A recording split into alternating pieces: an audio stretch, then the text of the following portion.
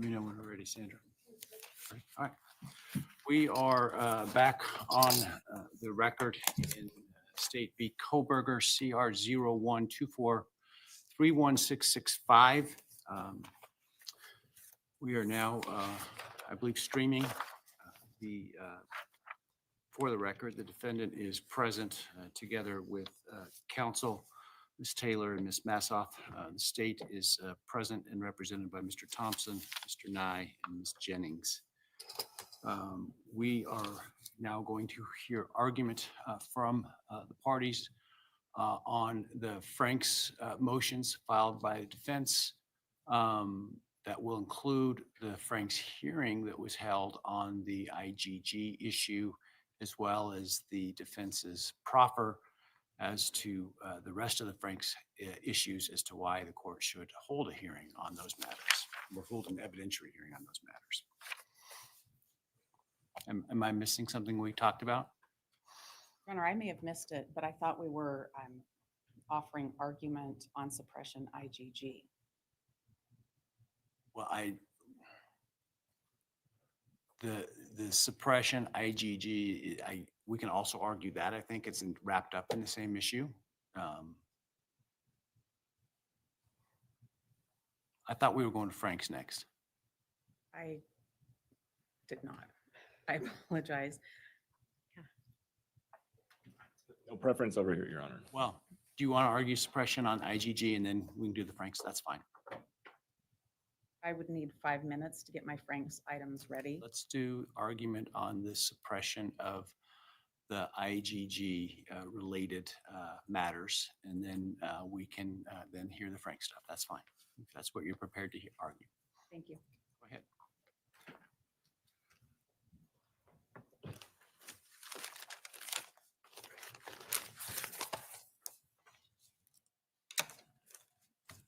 Your Honor, our position is that the court should suppress the IGG identification and everything that flows from that.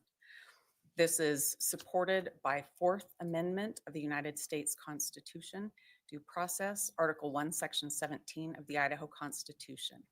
Your Honor, there was no warrant for several phases of the search that led to the IGG work, investigative genetic genealogy. And we think every single one of those stages, a warrant was required, none was given, and so this must be suppressed. Your Honor, I'd like to identify the 3 stages, and they are when Moscow Idaho State Police Forensics Lab, through Moscow Police Department, moved a DNA sample to Othram Laboratories to develop a profile to run through genetic genealogy investigations. There was no warrant for that search for a SNP profile that could be used to attempt to identify somebody. The next stage would be when that was transferred to the FBI for their forensic investigative genetic genealogy work to try to identify somebody. No warrant was in place for that work either. Finally, there was a trash pull in Pennsylvania, and there was no warrant for that trash pull either. All 3 of those stages of this case, there should have been a warrant and there wasn't, and this must be suppressed.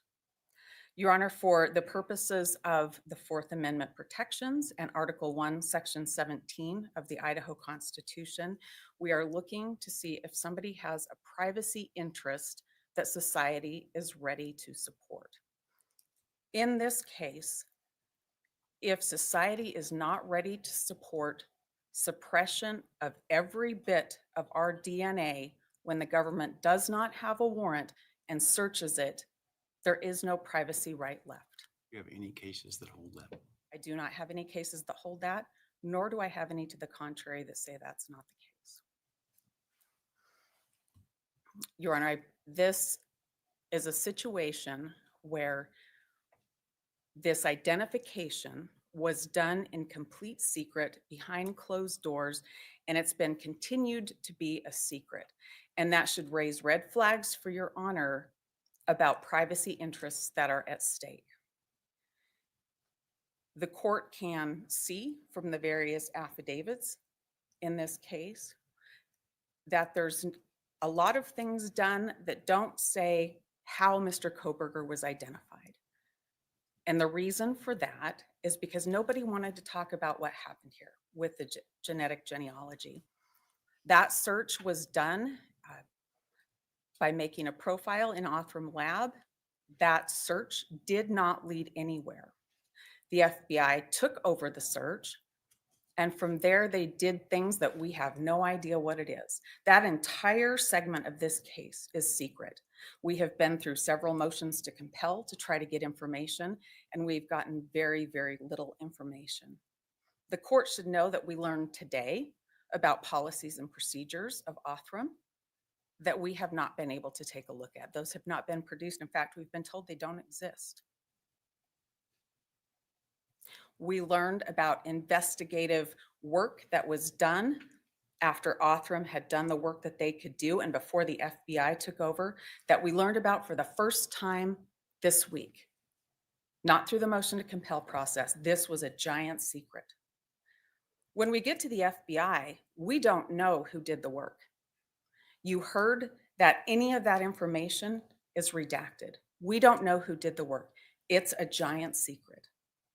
We know that by the time the FBI gets involved, the profile, the text file, that's a snip to use to try to identify somebody is more than twice as big when it gets to the FBI from Othram. We don't know how. We don't have any notes. We don't know who did any of the work. We don't have any lab protocols. We don't have any quality assurances.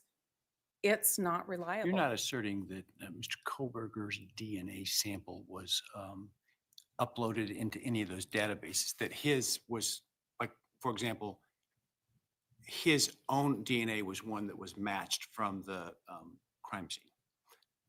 Not asking whether the crime scene DNA was uploaded, but whether he had, as a, for example, customer of one of these companies, uploaded his DNA. Well, Your Honor, I don't have the jed.com file. I don't have, You're not asserting that fact, correct? Your Honor, I'm not sure what the court is asking me. Well, it goes to whether or not your client has standing to complain about the searches of the databases, because as the state has posited, that wasn't his DNA that was searched. At best, it was his ancestors. Well, Your Honor, I am not sure why we're here if the state hasn't alleged that Bryan Kohberger's DNA was on the knife No, sheet. I'm not talking about the knife sheath DNA. I'm talking about what they tried to match it to. Your Honor, I would answer it this way. The way that those databases work is looking for shared DNA. Those databases don't churn out a name and say this I is have your a privacy suspect. interest against any of my relatives that might want to upload their DNA to one of those systems. I should be able to stop them from doing that because I share some DNA with them. That is certainly not what I'm saying. What I am saying, Your Honor, is if somebody takes your DNA and uploads it, I think you have a privacy interest in your own DNA. But not necessarily in, let's say my DNA is taken lawfully. What privacy interest do I have in the search of the DNA of others?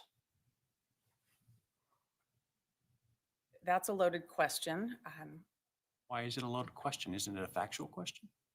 Well, it is, Judge, but you're assuming that the DNA was taken lawfully, and our position. I agree that part is an assumption. In my hypothetical, I said my DNA was taken lawfully.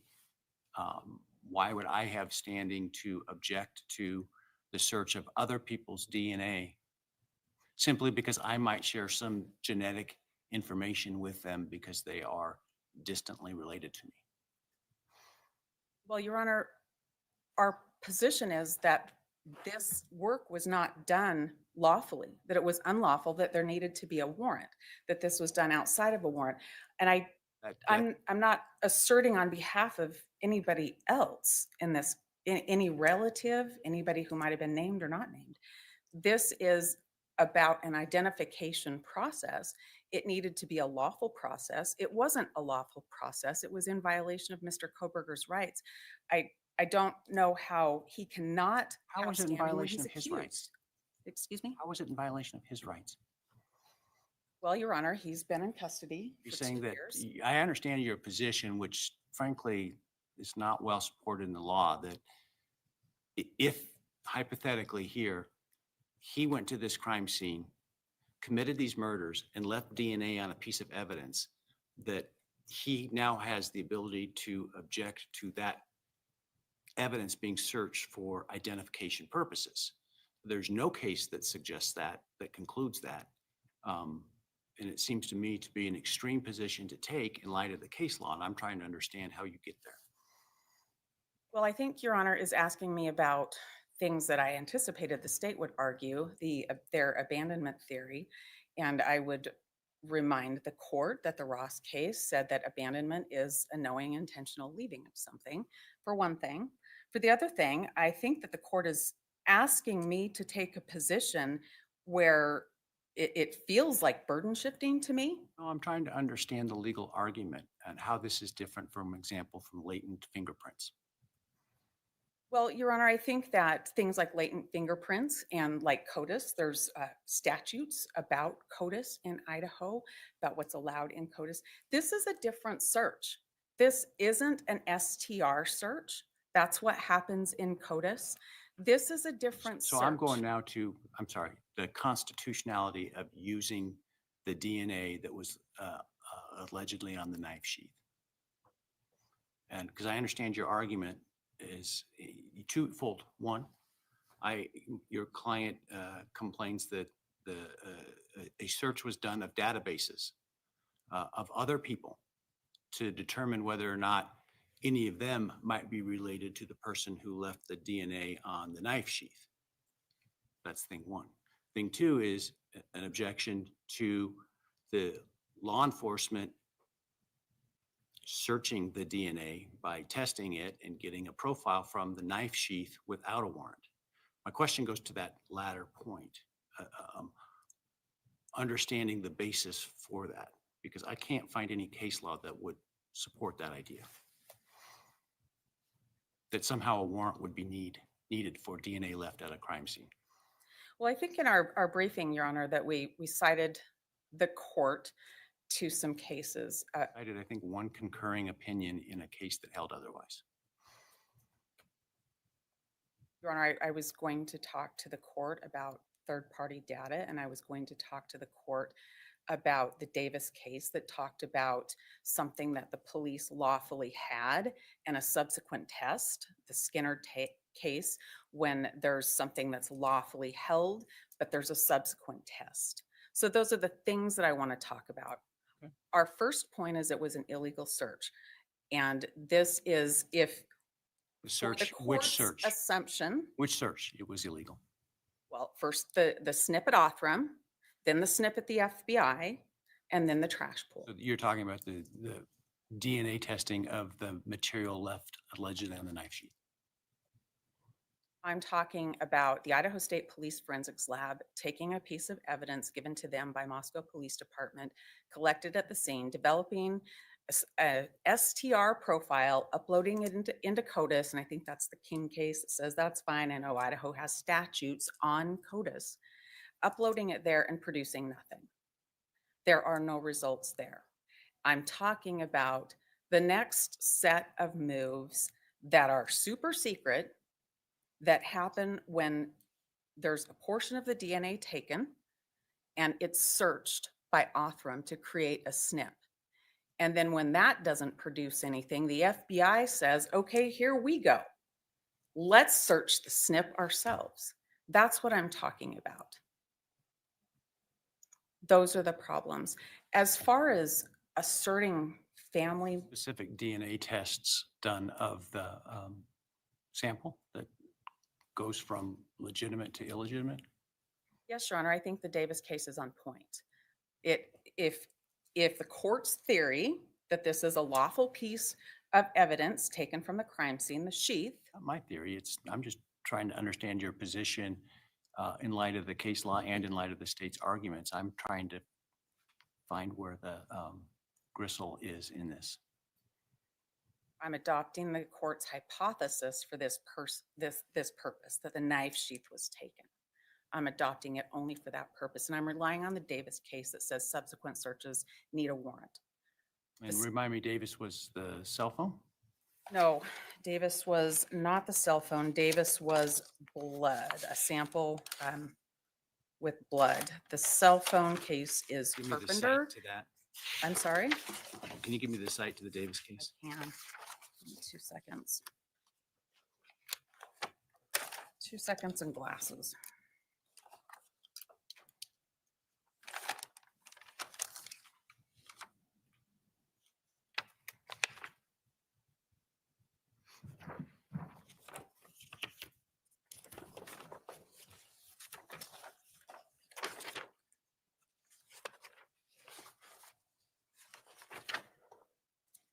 And I apologize because my memory tends to be fact-based and not name-based, and so that's my liability. Well, it's gonna take me just a second. I apologize.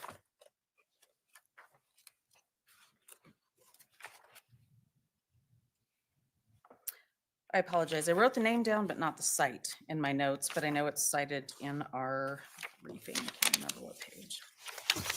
Ah, It is 690 F 3rd 226.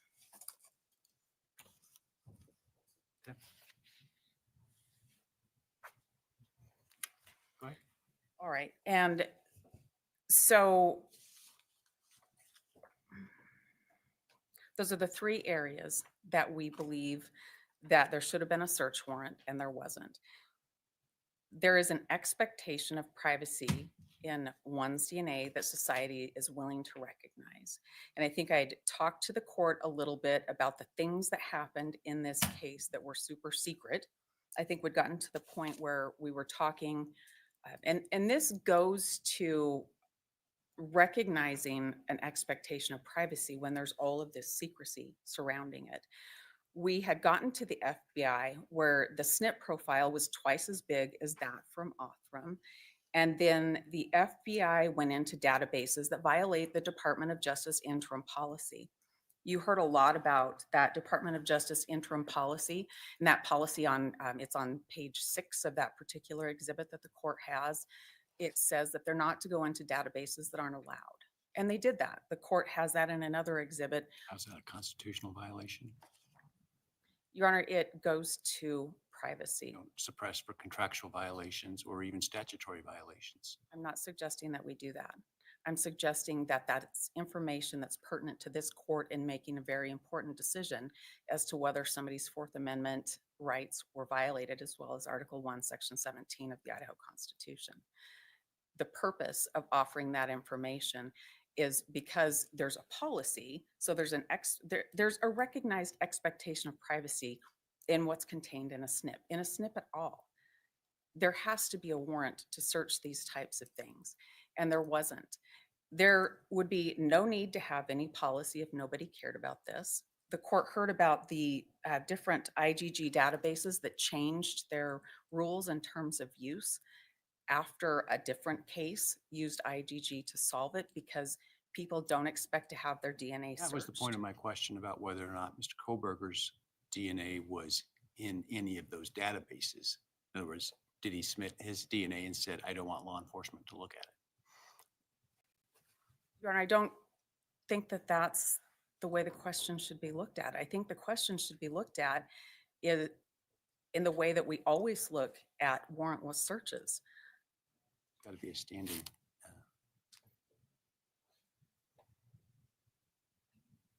Your Honor, we're here because the state has alleged that a single piece of evidence ties Mr. Kohberger to this case.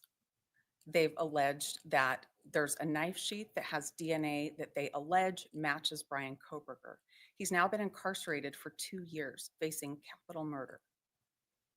I'm not sure, unless we're shifting the burden to me, what else I can say. Well, you have a burden of showing that the items ought to be suppressed. This is a warrantless search. There's no justification for this search. Right. assuming a warrant is required for this type of inquiry? Well, Your Honor, we think it is. And we think it is based on case law, third-party doctrine case law, that's Carpenter. Thinking about cell phones, that's the Riley case. If you have a cell phone that gets taken at an arrest out of a car, a subsequent warrant to search the cell phone is required. So we think a warrant was required for these subsequent searches. And there was no warrant in this case. There's an expectation of privacy. I struggle with, well, I struggle, to be frank, and where you're going to have to try to convince me, I guess, is I struggle with the idea that DNA left at a crime scene, that there's any expectation of privacy by someone who leaves DNA at a crime scene, that that DNA can't be, as you say, searched without a warrant to establish identity. Well, Your Honor, I don't think any of us can go out of our houses without leaving DNA all over the place. Not go to a crime scene. The question of how something gets somewhere, that's the subject of the trial. I think the Carpenter case is really instructive for the court here. And that case was about, it was about third party with cell towers. And there was a concurring opinion in that case. I think that's instructive. We leave DNA everywhere. If you carry a cell phone and it uses the towers, there can be a trail of where you went. Fingerprints everywhere? I'm sorry? Don't we leave fingerprints everywhere? We do leave fingerprints everywhere, but I would say, Your Honor, that things like your movements, cell towers, the contents of your cell phone, those are really personal things. That's how you carry out your business. That's how you go, you drive your car to go to the doctor, your cell phone's heading on those towers. DNA is even more personal than that. The tests are so different than they used to be now. It can pick up all kinds of information. It takes very little DNA. DNA lives on surfaces a lot longer than fingerprints live on surfaces. So without more, they're not much of an indication of anything. There's a warrant requirement to protect people from unreasonable searches. And that's what we're asserting here. There's so much information contained in your DNA, and you can't stop from shedding that when you go out of your house. None of us can. To be able to have that searched without a warrant could put anybody in jeopardy. There's no privacy left if that's going to be the standard. You put it in public so it can be searched. That can't be the standard. That would erode the Fourth Amendment. Our position is that there is an expectation of privacy that society is willing to accept. Our position is that there's case law that supports this. Maybe not exactly directly on point, but the court talked about one of the cases that we cited that's similar. It's out of Washington. In that case, it keyed on whether the database was a voluntary, law enforcement can search this or not. In this situation, that's not the case. You know from the exhibit you have and from the testimony that you heard that the FBI went into 2 databases that they weren't permitted to search. So if the court wants to go clear to that extreme, and the court shouldn't, the court should look at the Fourth Amendment. The court should look at expectation of privacy. The court should look at the 3 places there was a warrant required and it wasn't given. But if the court wants to go all the way down to whether or not there was a database searched where the people consented to have their DNA searched, our case is different. The FBI went into 2 other databases and searched those. There was nothing else happening until that happened. And it's instructive, I think, and important for the court to think about how secretive this all was. We are months from trial, and we are learning things about how the government identified Bryan today in open court when we've asked for those things. There's a reason why there's so much secrecy. That's because there's a violation of privacy rights. That's why there's so much secrecy. Your Honor, this is an extremely important motion, and the court is going to decide whether we do have any expectation of privacy left or not. The IGG evidence in this case should absolutely be suppressed.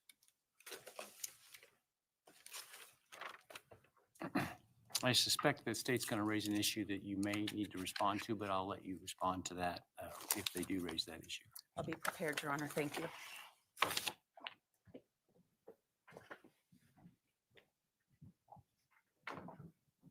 Thank you, Your Honor. Or should I permit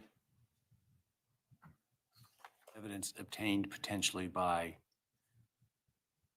searching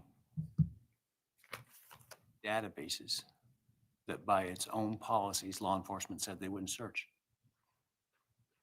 So a couple points on that. First, even assuming that that's all correct and that they violated the terms Seems to be the evidence. the terms of service, Your Honor, don't affect the Fourth Amendment. The terms of service, and certainly Mr. Kohberger does not have standing to raise a violation of the terms of service. And even if he did, the remedy for the terms of service is not a violation of the Fourth Amendment. As we argued in our brief, the individuals, and as came out in testimony today, the individuals who are utilizing these databases, and we're talking about millions of them, are willingly sharing their information with each other, with millions of other people. Isn't there a subset that says, but I don't want these people to look at it? In some of the data, The FBI, as I understand the evidence, then says, okay, we agree, we won't search those ones. so I'll address that part, but on the database piece, the issue is that no one sharing this information with millions of other people could have a reasonable expectation of privacy. The test for that isn't, do they have a reasonable expectation of privacy against law enforcement? It's against the public writ large. So for example, we cited in our brief 3 different cases where Idaho's appellate courts have found people have given up a reasonable expectation of privacy in information that was shared with a single company. And it was shared with that company just so they could get the service from that company. Here, we're talking about people sharing it not just with the company, but with millions of other people, because sharing it is the purpose of providing it to the database. So regardless of what the FBI did or didn't do in terms of violating the terms of service, no one has a reasonable expectation. Is it different if they share it with the company and it's obtained by lawful process from that company versus going in the back window and taking it? No, Your Honor, because right now what we're asking is not reasonableness of the search. Right now what we're asking is there even a reasonable expectation of privacy?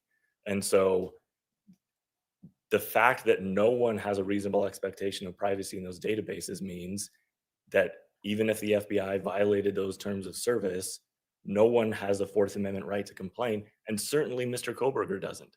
He has not asserted factually or through evidence that he was a customer to one of these databases. And maybe that changes the case if he were, but he's not. He's not even claiming that. He's not even asserting it. Now, I do want to address the second part of the court's question about the FBI has indicated that they wouldn't do this. I believe that's a reference to the policy we've been discussing, the interim policy by the DOJ. I certainly do not speak for the Department of Justice. I do not work for the FBI. I'm speaking for the state of Idaho, but I can read a document, and if you look at the policy in footnote 1, it clearly says this interim policy does not impose any legal limitations on otherwise lawful investigative or prosecutorial activities or techniques utilized by the Department of Justice, or limit the prerogatives, choices, or decisions available to or made by the department in its discretion. In other words, their first problem is they're relying on a policy at all. The U.S. Supreme Court has said policies do not equal Fourth Amendment violations. Their second problem is it's a circular argument. The policy doesn't say you cannot do any of these things. It's saying best case scenario, you're not going to do these things. Well, if you were interpreting this as a matter of contract, wouldn't you have a problem in the sense that on the one hand it says don't do this, and on the other hand you've got a more general sort of catch-all that says, but we're not really meaning anything we say? No, I don't think there's a problem interpreting that at all. I think the problem is they are putting way too much weight on this policy as if it's somehow the law. And it's not. It's indicating, and we heard testimony today about best practices and what those mean. This is indicating best practices, but very clearly stating we are not limiting the Department of Justice to have to follow what's in this document as long as it's not limited by the law. And they're trying to use a violation of this policy or an alleged violation of this policy to say that they violated the law. It's circular reasoning. But despite all of that, the U.S. Supreme Court has said a policy violation isn't sufficient. Even the Department of Justice, as powerful as they are, they don't get to rewrite the Fourth Amendment by changing this policy. Now, I do want to address the defense is they're trying to pick and choose what they believe the searches are throughout this chain. And what they're leaving out repeatedly is where this DNA started. Where did the chain start? Well, it started at a quadruple homicide, at a crime scene. There is no case law anywhere that the state could find, and the defense has not cited any to suggest that there is a reasonable expectation of privacy in DNA found at a crime scene. And I want to talk about the Davis case, Your Honor, because it actually cuts against the defense. Davis is the case where it was a very unique set of facts. There was an investigation into a shooting. An officer went to the hospital, and when he went into the victim's room, he saw a bag of clothing. He seized that clothing under the plain view exception to the warrant requirement. So the clothing wasn't abandoned. This was an exception to the warrant requirement. Later on, this individual who was a victim now becomes a suspect, and they have this DNA and they test it. And the Fourth Circuit said, no, you can't do that. You can't take it because he's a victim and then later use it against him as a suspect. That is nothing at all like what we have here. And in fact, if this court looks at the district court opinion that was affirmed by the Fourth Circuit, it expressly states nothing about this holding is indicating that the government needs to get a search warrant for crime scene DNA. That does not support their position. The Achilles heel in their entire chain argument here is that there is no case anywhere that suggests that a DNA analysis restores a reasonable expectation of privacy. So in the Davis case, no one lost their reasonable expectation of privacy. It was seized pursuant to the Plainview Doctrine. The other case that they're relying on is that recent Supreme Court decision from Arizona. They attached it to their reply. That case is similar to Davis in that the DNA was collected from someone who consented to it under a statutory framework because they had to provide 2 vials of blood so it could be tested for alcohol and drugs. Again, that case would have come out differently had the 2 vials of blood been found at a quadruple homicide. That is a pretty big factor in deciding whether or not someone has a reasonable expectation of privacy. In Idaho, while this specific issue has not been addressed by the appellate courts have told us what to look for when you're talking about a reasonable expectation of privacy. And it's things like ownership, possession, control, ability to regulate access. Mr. Kohberger had none of those things with respect to the DNA on the knife sheath. We are talking about not just a crime scene, not just a murder scene. We're talking about a murder scene in a house to which he has asserted no connection whatsoever. 4 victims to which he has asserted no connection whatsoever.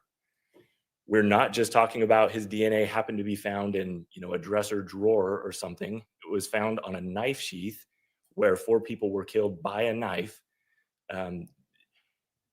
This is as crime scene as it gets. And that's where the DNA was found, and they can't cite any case law whatsoever. And so they try and just ignore that and skip over it and say, well, let's just talk about the DNA analysis. The other problem they have, as this court questions indicated, is the analysis that was done in this case, as we heard the evidence today, is not something that revealed a bunch of private medical information. In fact, the defense's own expert, who is engaged in the same kinds of conduct as Othram in terms of developing these SNP profiles, said he had successfully developed hundreds of SNP profiles and never once learned medical information about any of those individuals. He testified that he has never even heard of a forensic investigative genetic genealogy case that was solved using medical information. And in fact, and I wrote this down when I asked him what he would need to do to learn medical information from those SNPs, he said, quote, "It would be a lot of research." So the defense is positing this question of, they're saying the court needs to ask itself, what could law enforcement do with the DNA? And then decide whether or not there's a violation of the Fourth Amendment. But that's not what the US Supreme Court says. In Maryland v. King, they were very clear when it comes to DNA, because the defense there was asserting the same argument. We have DNA can reveal a bunch of private medical information, and the US Supreme Court said, quote, even if non-coding alleles could provide some information, they are not in fact tested for that end. So the question under the Fourth Amendment is not what could law enforcement possibly do with this? The question is, what did they do? And in this case, there is no evidence whatsoever that they did anything to find out medical information about Mr. Kohberger. It was all related to ancestry and identity. And as the US Supreme Court said in King, there is no greater privacy interest in DNA than in fingerprints, so long as law enforcement is limiting its activities to identification. And that's what we have in this case, is identification. Now, the other problem that Mr. Kohberger has here is, in my view, at least, he's been a little bit wishy-washy on the DNA on the knife sheath itself. You don't get to claim Fourth Amendment standing and then just say, well, that may be my DNA, but I have no idea how it got there. Again, the Idaho Court of Appeals has held in a couple different cases that if someone, for example, in one of the cases denied the existence of a bag that had been thrown out of the window, and the court said, well, you can't have a reasonable expectation of privacy in a bag that you deny exists. This is a very similar thing. We have a defendant who is trying to get the best of both worlds. He's trying to say, well, it's not my DNA and the state can't prove that, but he's also trying to say that he has Fourth Amendment standing. And that is not how the Fourth Amendment works. Your Honor, I also wanted to respond to an argument that was made in the reply brief, since I didn't get a chance to do it in the briefing. And this has to do with the trash pull in Pennsylvania. And I'll just start by saying that the defense has offered no evidence whatsoever that would take the trash pull in this case outside of the Idaho Supreme Court's decisions in Donato and Paluzzi. Paluzzi is very recent, came out in the middle of the briefing, in fact, and rejected the exact arguments that are being pressed by the defense here. Obviously, this court is bound by that reasoning. When the state pointed that out in their response brief, in the reply, the defense made an assertion that this case is different because the documents the state has provided are not clear on where the garbage cans were located, and that maybe the officers went up onto the driveway instead of collecting them from the street. Trash company collected it. Correct. I'm sorry, Your Honor, I misspoke. The trash company collected them on behalf of the officers. They just did the regular pickup, I thought. And Correct. pulled over after they got out of the neighborhood and said, here's what we got. Well, I do believe it was prearranged with the FBI for them to do that. But my point is just, I do think it's telling that they didn't provide the court with these documents that they believe are not clear. And I looked them up to make sure that they were. And in fact, there is an FBI report that was disclosed in discovery that details that the garbage cans were at the end of the driveway, at the end of the property. And at the end, it says, see video. And there was a video disclosed in discovery where you can see the officer's body cam as he drives by the house shortly before they look in the garbage cans. And they're in the exact place you would expect garbage cans to be when they're out for collection. So they, of course, have the burden of establishing a search. They haven't presented any evidence to that. It's not sufficient for them to stand up here and say, well, it's just not clear. Which brings me to my final point, and that is Ms. Taylor continues to say there was a lot of secretive stuff happening in this case. That is not sufficient to satisfy their burden that there was a search, that someone had a reasonable expectation of privacy. When you have the burden, you have to present evidence. You don't get to just stand up and say, well, it was very secretive. I will note in this case, as the court may be familiar with it, as it's probably read back through the record, the defense in this case has gotten a lot more information than many defendants in other states who have, where there's been an IGG investigation, because the majority of courts have found this isn't really relevant information. It's just a tip. Now, it is what it is in this case, and we, of course, complied with all the court's orders and provided the information, but there's not a lot of information, not because it's secretive, but because it's just not our case. It's not what we're focused on. It's not the evidence we plan on using at trial. And yes, IGG was used in this case. And yes, it did point to the defendant. But the fact that that happened doesn't mean that there was a violation of the Fourth Amendment. Unless the court has any questions, we'd ask you to deny the motion to suppress. If the FBI, in fact, violated the Fourth Amendment rights of Mr. Kohberger, you would agree the state is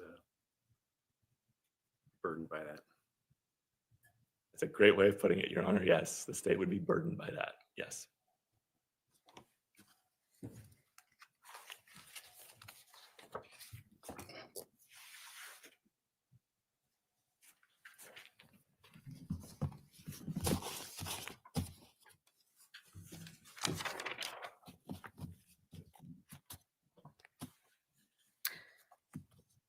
I'll start backwards. I will answer the court's question that the court posed to Mr. Nye. The state is burdened by what the FBI did here. Every action the FBI took in here, all of the secret actions that they took, show you that there is an expectation of privacy that society is willing to accept. They didn't want anybody to know what they're doing. It is interesting to hear that discovery requests and motions to compel and orders have been complied with when I've learned at least 3 new things in the course of preparing for this hearing and being at this hearing so far today. That's a surprise to me. So I wanted to say that, and I want to go back to the trash pool. And I want you to know, when you consider this, that that particular area had an ordinance that trash had. Supreme Court reject that argument very recently. Your Honor, they might have, but that ordinance isn't all. I was starting with the ordinance, that it has to be collected by a trash collector, that a certain trash collector, and that you have to put your trash out too. In that circumstance, the FBI worked with the trash collector and had them go just to get that trash and then take that trash somewhere else too. And those are some extra actions that the FBI took in this particular case. How does that change the analysis?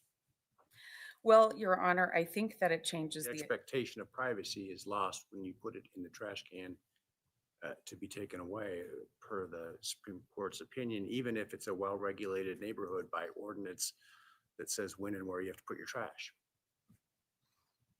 Well, Your Honor, I think that there is an expectation of privacy when you have to comply, you have to put your trash out in that particular manner. Not the case. Unless you're saying the Supreme Court was wrong, the Idaho Supreme Court was wrong, and you're reserving that for a later higher appellate court, that's fine. Your Honor, I may not always agree with the Idaho Supreme Court on everything. But I have to follow what they say. But I have to make a record when I don't agree. I appreciate with that. I'm what's just trying happened. to make sure we're talking about the same thing. And I have to distinguish the case as best I can as well. And I think it is different when you have the FBI telling the trash man what to do. So I'll move on to something else. I want to talk about now where Mr. Nye started that Department of Justice interim policy, and he read you the first footnote.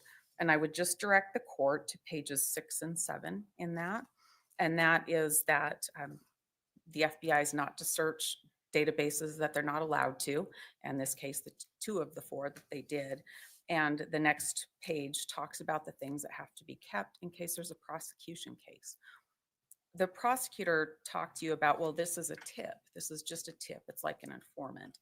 And it's thought of in this Department of Justice policy as more if they're told to keep things in case there's a prosecution case.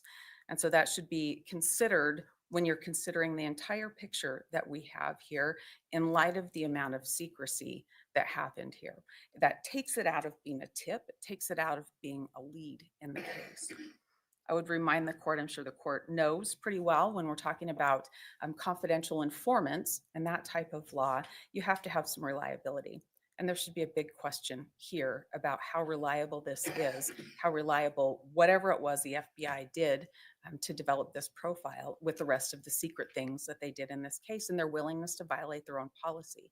Certainly not suggesting that this court create a new Fourth Amendment right based on violation of Department of Justice policy, but I'm saying you should look at that and consider that when you're thinking about what the FBI did here and how credible this informant was, how credible this lead was in this particular case. That's fair for you to consider, just like you would in any other confidential informant type of case. I would like to distinguish what we have here with our subsequent search. I talked a lot about that before. I won't go too far on that. This is a second search and a third search if we're just focusing on the 2 SNP files. These are extra searches that happen after the initial search is done and the STR profile is developed and it goes into the CODIS database. This is completely different and a SNP is different. You heard a lot of testimony about how this is sort of new and evolving technology and the standards that apply are catching up and there's best practices. You heard a lot about that today. So I don't think we can just say, well, if CODIS is fine, this is fine. It's not the same at all. There is a ton of information. It's your whole genome that gets profiled. Maybe the SNP that uploads into MyHeritage, which it shouldn't have, maybe that SNP doesn't tell you certain things about a health profile, but the potentiality is there in the SNP profile. For $12, you can upload that profile and find out all kinds of personal health information. It's the potentiality of that. And that's the Carpenter case that talked about the potentiality of that. People have an absolute privacy interest in their health matters. Idaho has a couple of different laws on the books. It has the family DNA law on the books. And think about HIPAA. I mean, we all have to sign those forms every time we go to the doctor if we want anything released to our surgeon. Health matters are important. If you can upload one of these profiles for $12 and find out all kinds of information, how is that not a Fourth Amendment issue? That's what that SNP profile can do. And that was done twice without a warrant in this case. And there should have been a warrant. It violates Fourth Amendment rights, Article 1, Section 17 rights, and this must be suppressed. Thank you. All right, the matter will be taken under advisement. Let's proceed with the Frank's argument on the IGG and the Frank's proffer more generally. Or did I get it wrong again? Your Honor, I'm prepared to do that. I would request that the court maybe give me 5 minutes. I have All right. different things. We'll take 5. Thank you. Back in 5.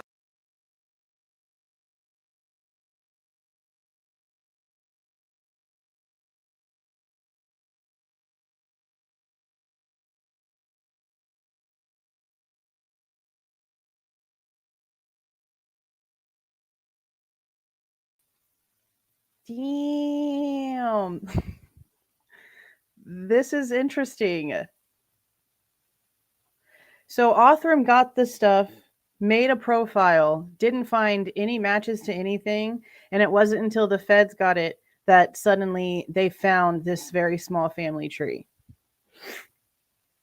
Othram has been solving cold cases that are 7,500 years old. And at first, we were like questioning Othram because of the way that it was making it sound. But in all reality, Othram, I mean, for the past couple of months now, I've been saying this. I've kind of like flipped it with the more information about Othram that I've been looking at, just when it comes to how they actually solve stuff. Okay, like their track record for how back they're going. These cases are old as shit. Like these pictures of these people are in black and white, bro. Like they're really doing things. Okay. If they didn't find anything and then all of a sudden the feds found something, how are we supposed to not be questioning that? Especially knowing that, what did she say? That the profile, that the SNP profile got doubled in size. What in the frick were they putting in it to even get to that point? There'd be like 1.5 million freaking options of who it would actually connect to. Man.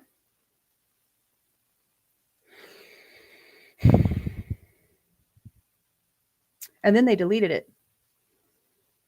This is the problem, because then they deleted it. And there's not enough to go back and do testing to compare what they were given. And Anne's not wrong. The state is burdened by what the FBI did here because the entity that the state itself sent it to didn't find anything. And they're the actual pros. They're the real experts solving real shit while the feds are too busy hiding their own boo-boo. Man. Okay. They should be back any second, so I'm going to go ahead and hop off this.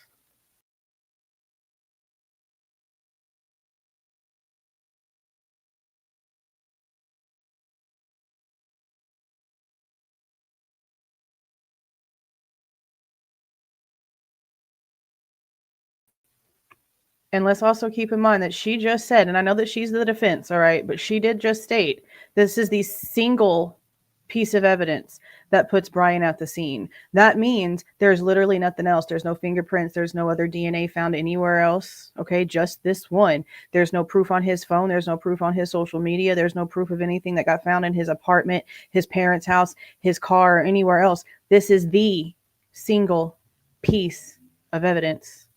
And if that's factually accurate, because again, that is coming from the defense, but I mean, it tracks to everything that we've heard so far and how horrible that this has been. Everything that they've said from the beginning has been unraveled so easily and by their own people. And that's another thing, touch DNA. I don't know why she's not actually like touching on that a lot. I mean, I think she's maybe said something about it once or twice, but yeah, like that's like the most important thing is that this is minuscule nothing. Like, I mean, I tell you all the time, you go to Walmart to go grocery shopping, every time you grab something off the shelf, even if you end up taking it home with you, there's like multiple people's DNA on that product. Especially if you're going, because things are set at like eye level. So there's like 2 shelves really on all of the store shelves where everyone touches every damn thing because that's about our arm length level average. Like you really have to think about that. You touch that PIN code, put your card in. Touching that cart to push so you can put your groceries in the cart. Man.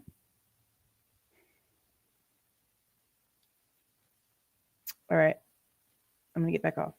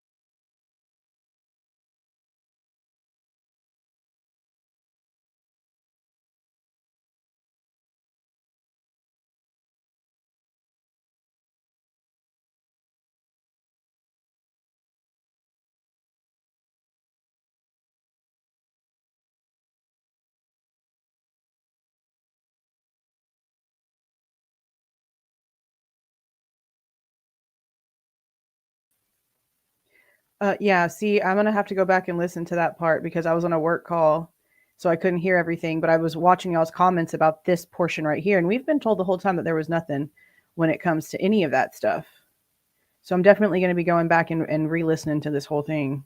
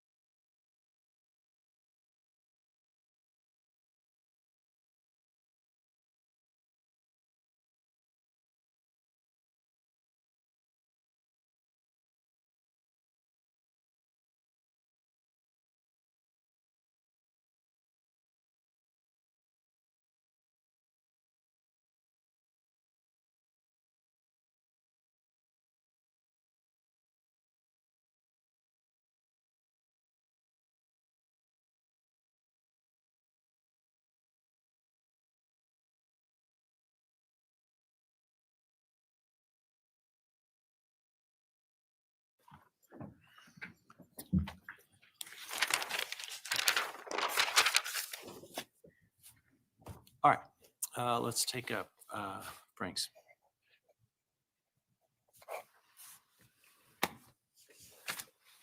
Your Honor, I think on the court's bench, there was a document placed, so What, it had initials to Oh, comply thank you. with the court's. appreciate it. All right, Your Honor, the purpose we're here for today is to offer you a preliminary showing of why we should have a Frank's hearing. To do that, we will show you that in this circumstance, the affidavits that supported search warrants in this case had false information in them that was intentionally placed there. There was intentional omissions of information that are material and exculpatory to Mr. Kohberger. And without the false statements and with the added information in, probable cause on the warrants should not be found. Today, I'm asking you to listen to what we have to say, look at the exhibits that have been admitted, and I'll walk through those with you to talk about the 13 areas. And at the end of this hearing, we will have met the preliminary showing required in order to schedule a Frank's hearing and fully challenge this. With the exception of the IGG, which I think we've already heard the evidence on, so. We did hear the evidence, Your Honor, and I will not repeat that evidence. I'll argue from that today. My only point being that's not in the preliminary stage that all the other issues are on. Okay. Well, I'll try to hit that as hard as I can then. Your Honor, in this case, there were a lot of search warrants. I'm going to draw the court's attention to those beginning on December 23rd. That day is important because it was just a few days prior to that, that for the first time ever, Bryan Kohberger's name came up in the course of this investigation. Your Honor wouldn't know that by reading the affidavits for probable cause. Nobody would know that. That's because that information is omitted from the affidavit. That information is something that you heard about this morning in testimony, that but for the FBI's work going into databases they shouldn't have been going into, violating their own policy, keeping no records, and doing this all behind the scenes in secret. That's the only way a name was produced. Prior to that time, the lead detective in the case had not heard the name Bryan Kohberger. He had not crossed their radar. That's nowhere in the affidavit, and that's important because that's intentionally withheld from the affidavit because of the work the FBI did, because the FBI went behind the scenes and did things that they shouldn't have been doing, because they searched databases that they shouldn't have been doing. We don't know what else they did wrong because everything else is a secret. We don't know what else they did wrong because there's no record kept. There's no process kept. We can't rebuild the process that they did to identify Mr. Kohberger. We can't do any of that because they kept no records, produced no records, and did this all behind closed doors, and it was withheld from the magistrate.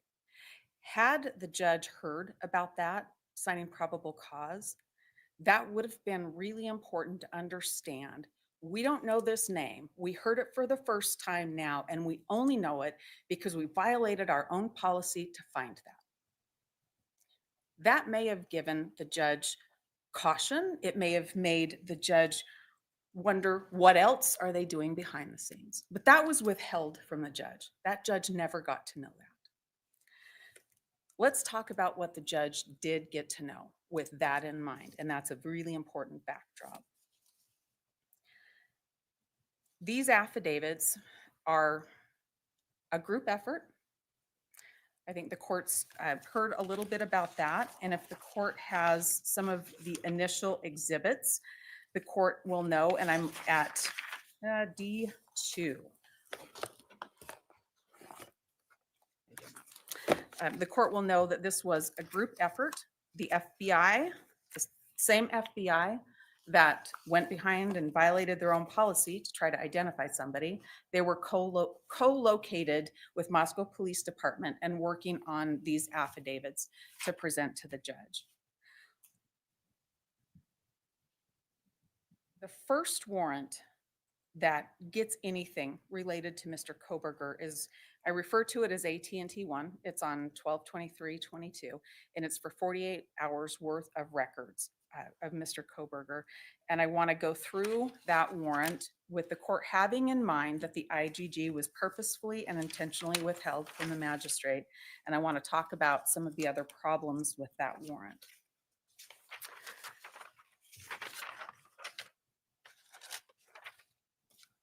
This probable cause affidavit talks about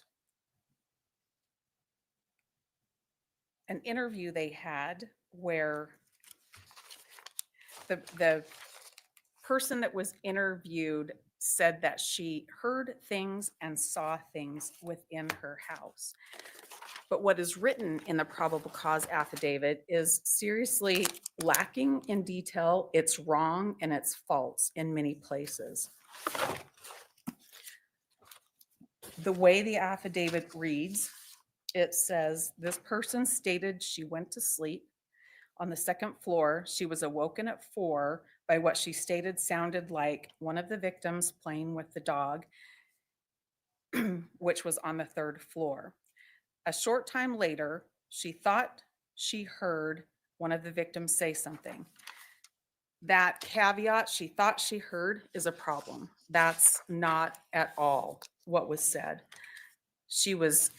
This person was interviewed shortly after 911 was called in the afternoon of November 13th, 2022. And she was sure, I'm at Defendant's Exhibit 8A, page 281, lines 4 through 10, when this witness was sure that she heard this particular victim go down the stairs, go up the stairs, and then come running back down the stairs. That is not what's contained in this affidavit at all.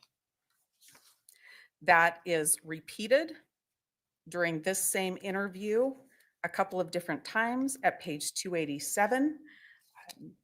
It's also repeated in a subsequent interview that same day. This is Defendant's Exhibit 8B. That's at page 313 and again at 320.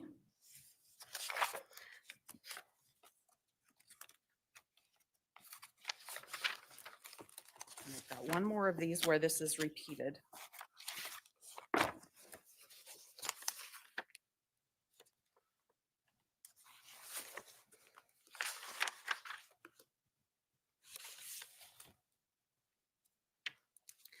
It's repeated again in D8C as well.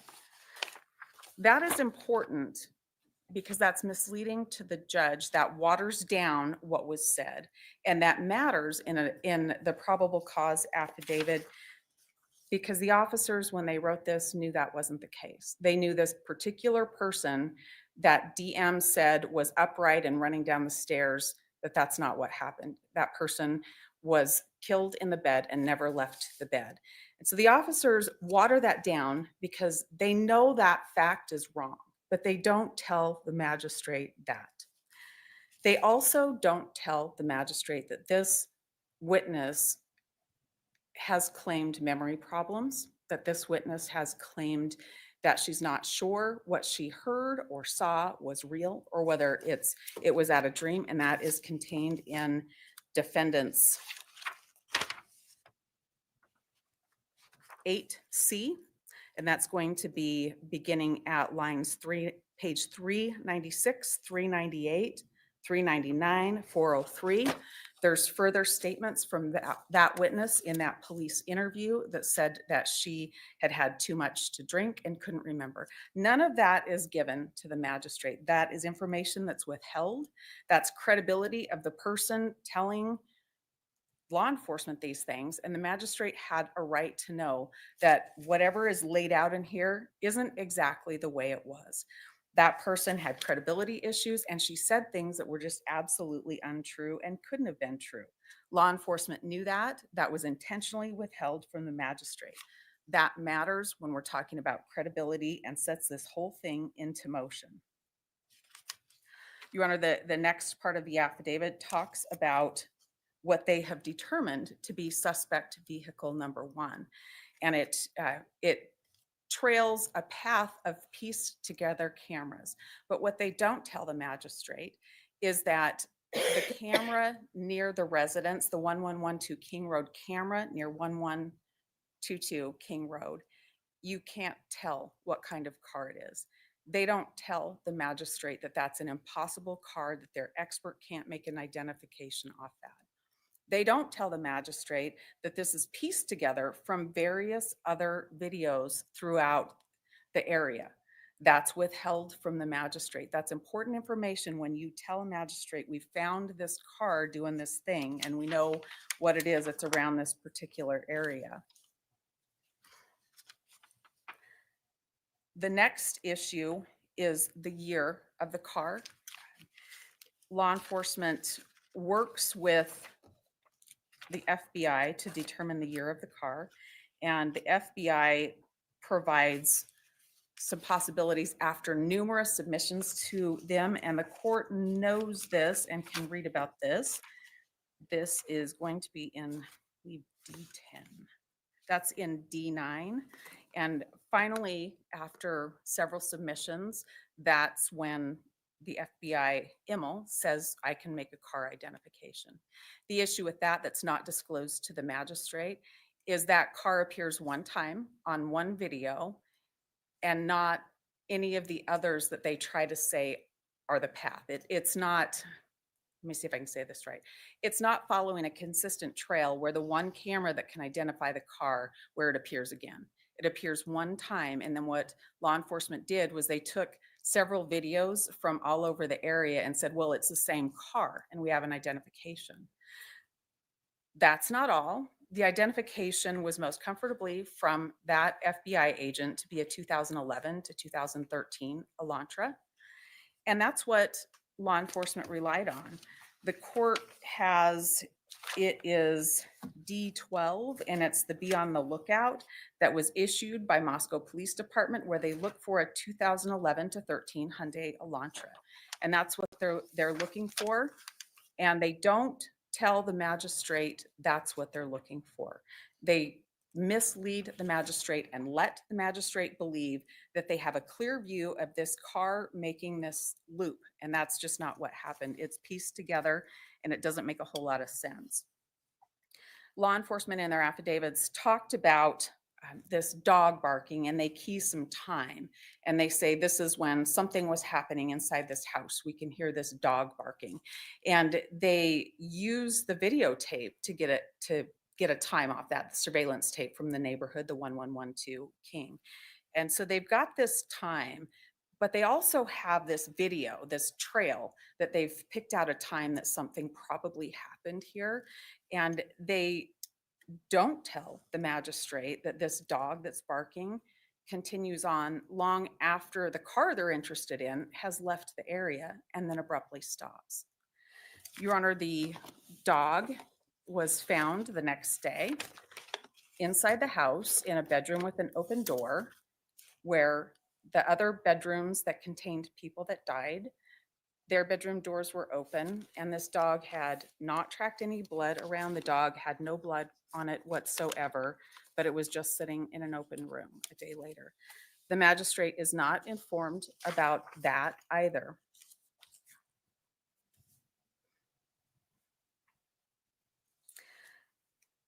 Then the police department goes through maneuvers to tell the magistrate that they did this investigation. They talk about a traffic stop, 2 traffic stops actually, and there's no connector in there. This is where the lack of the IGG becomes really important. If you know about the IGG, you know why that would be built. Otherwise, 2 random traffic stops months ago in pretty populated areas with a lot of college kids really doesn't add up to be an investigation. But those are put in there to try to bolster up this investigation and say it was something that it wasn't. Probably the worst part of that is relying on, after the BOLO went out for 2011 to 13 Elantra, then WSU, Washington State University officers find cars. They find one that's registered to Bryan Kohberger, parked at the apartments he lived in, but it was a 2015 Elantra, and so they don't really do much with it. But this is placed, that is placed in the affidavit like it was an investigative fact, and it wasn't. It was on the 20th of December when the detective, the lead detective, got a hold of WSU police and found out about that and said, oh, hey, you called this in. He didn't know about that before, but there's no context around that. That's just stacked in there like it creates probable cause when it doesn't. You know that's the case when you look at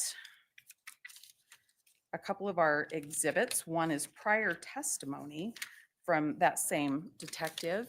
And if you look at the messaging between the detective and the WSU police officer about the timing of that. So it's based on this false investigation trail, and it's based on statements that are completely out of context from somebody that they interviewed that are incorrect statements when you take the totality of the circumstances together, and statements that this person disclaimed a couple of days later because she wasn't sure what she remembered was real, and give that to the judge. If you add in the missing piece of IGG and what happened with that, and as a judge, you know you've got law enforcement willing to violate their own policy, and you know that you're not being told the full story about what a witness is saying, and you're being led down this path to say there's a real investigation when there wasn't a real investigation, you don't find probable cause on that. If I find that the IGG was not unconstitutionally obtained, doesn't it just add to the probable cause? No, no. If it were to have been disclosed, it would have simply created more basis to suspect Kohberger. Your Honor, if it had been disclosed, think about how that would read. We used a process to make an identification. This is a new technology. This is called investigative genetic genealogy, and we identified somebody. We did not keep any of our documentation because even though Department of Justice policy says we need to, we decided not to. Even though it says we can't go into certain databases, we really wanted to figure out who this was, so we just ignored that policy altogether. I don't know how a judge could find that credible. You don't even know how that happened. There is a great big question mark about how that happened. To Your Honor's point, you should find it unconstitutional. If you don't find it unconstitutional, it's a separate analysis. I appreciated being able to talk to the witness about that today, but it's a completely separate analysis. You're looking at integrity. You're looking at what a court can rely on to sign off on an affidavit or a search warrant. If an affidavit is presented to a judge and you know that the rules don't matter, that terms of use of a database don't matter, and that you're going to hide what you do, and that doesn't matter either, there's not a lot to rely on.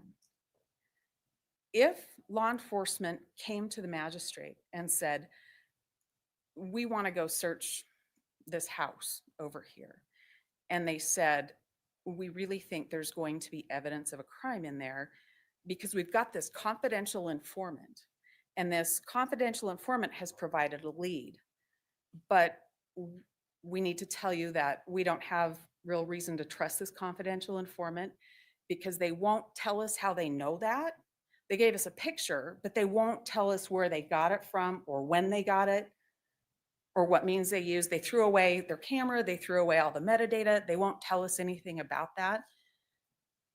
And by the way, the confidential informant maybe has some integrity issues. A judge is not going to sign off on that. And then if you say, but to support that, I built this false look at a whole investigation here. I'm going to tell you these other things that I know that I had no idea about before my confidential informant was here. And these things don't add up anyway.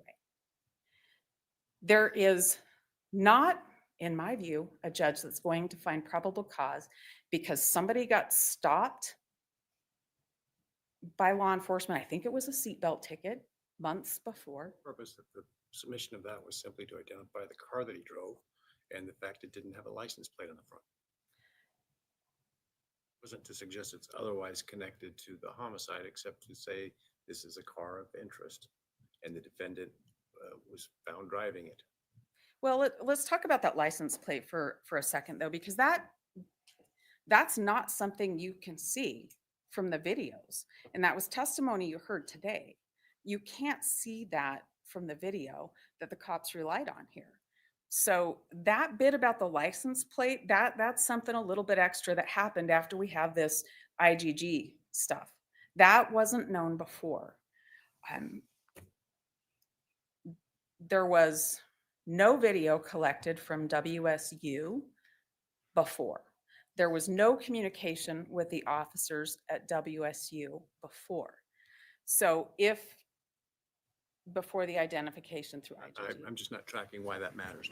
Go ahead. It matters because this wasn't a real investigation.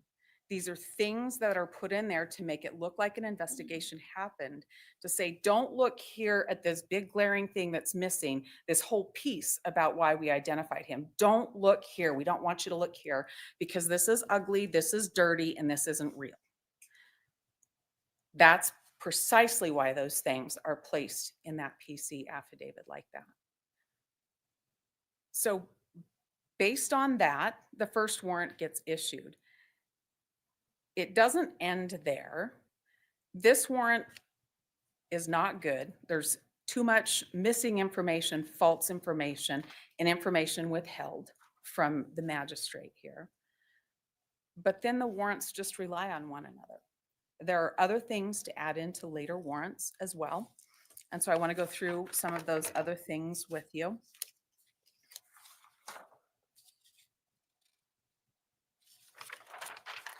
I do want to comment on the affidavits being used by a variety of officers. I understand the collective knowledge doctrine, but that's not what is going on here. You have an affidavit that sometimes Moscow police attribute it to the person that really wrote it, but quite often it's just the name taken off, and who claims to have done the work is whoever signed the bottom of it, and it can't be the same. So it's not quite the same thing, and that matters as well. But let's talk about the second warrant. The second warrant is also AT&T. The first one comes in, and an hour later, they say they have all this data analyzed, and they say they now need 6 months worth of phone records for Bryan Kohberger's phone. They do acknowledge that his phone wasn't contained within the geofence when they looked at the geofence. But this second warrant is important, and we're going to talk about minutes difference of time. In the first AT&T warrant, in that affidavit, the police officer talks about 2:42 a.m. that WSU cameras, because they start looking at WSU cameras after the IGG identification, they find a white car that they say is an Elantra at 2:42. So they get the phone records, and then it becomes 2:44 that they say Mr. Kohberger's leaving his residence, 2:44 a.m. And the place near Bishop Boulevard where one could turn to go to Moscow at 2:42 is inconsistent with 2:44, but they don't correct that. They don't correct that. They don't say that vehicle at 242 cannot have been the right white Elantra running around that night, because we now know it was at 2:44 a.m. They want to keep that in there because they want the car positioned like it's going to be going to Moscow. And that is really important with the misleading of the magistrate. When you look at 1A, that's the map we looked at earlier today, where there's the whole loop around, but there's a blue line as if pointing the car towards Moscow, and that's not what happened. They then report the phone stops reporting to the network at 2:47 a.m. And that's not right. We submitted their cell experts report that say the phone stops reporting at 2:54 a.m. We submitted 2 affidavits to you from our experts who have worked with the call detail records, and that's just not right. Don't get caught up in thinking 7 minutes don't matter here. We're talking about ground that can be covered in a vehicle in a short time. We're talking about 2 towns that are fairly close together. And so the way a car points when they go off the network matters a whole lot in this circumstance. That's not corrected in any of the affidavits. That's the part that's really exculpatory to Mr. Kohberger, is what direction, when the phone stops reporting to the network, what direction is the car traveling? And you can know that based on the cell towers, the handoffs from tower to tower as it tracks where a phone's going. The FBI knows how to do this. They chose not to do this. They chose to take a time 7 minutes before it really stopped reporting. And they chose to make a map that showed a direction that that phone wasn't traveling in, to create a false narrative for the magistrate to rely on to find probable cause.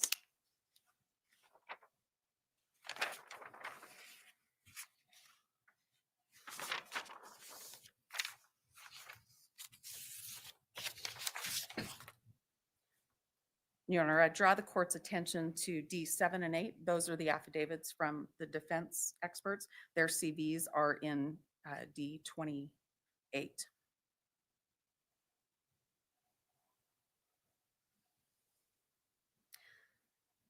Once the second AT&T warrant comes, then you end up with warrants for Mr. Kohberger's arrest. You end up with warrants for DNA samples to be taken, warrants for the search of his apartment, the search of his car, the search of his parents' house.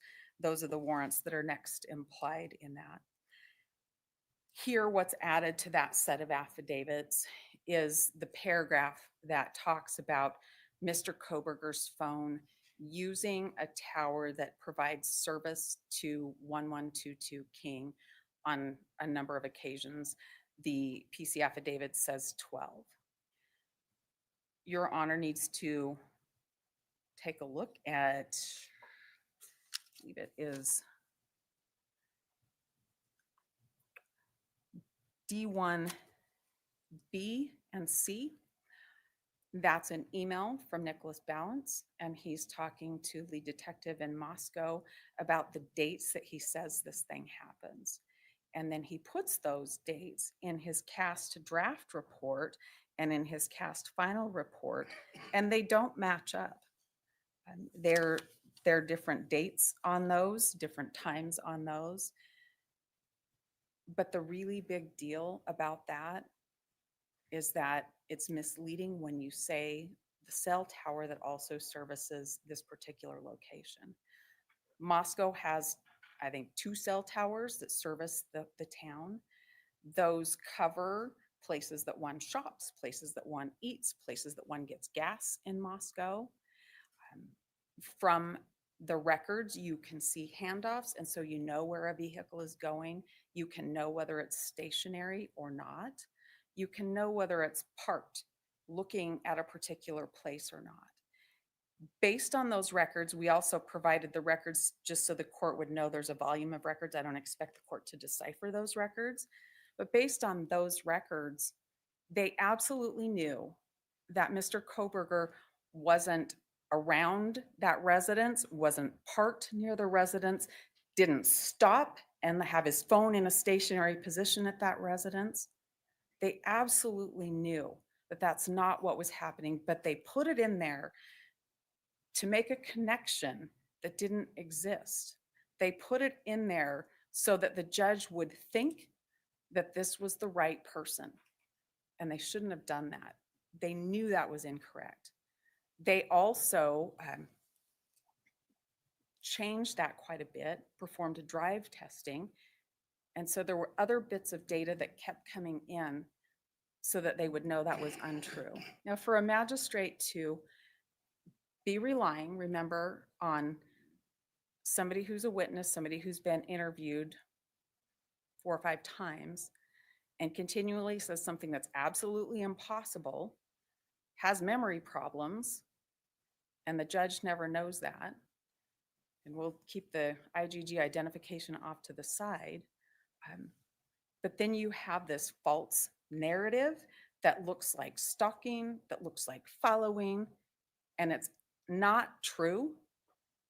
That is extremely damaging. It's very misleading. It's an outright lie to the magistrate. When you omit that kind of information, when you take that context out, you might as well say stalking, because that's what you're trying to say, and you know that's not true.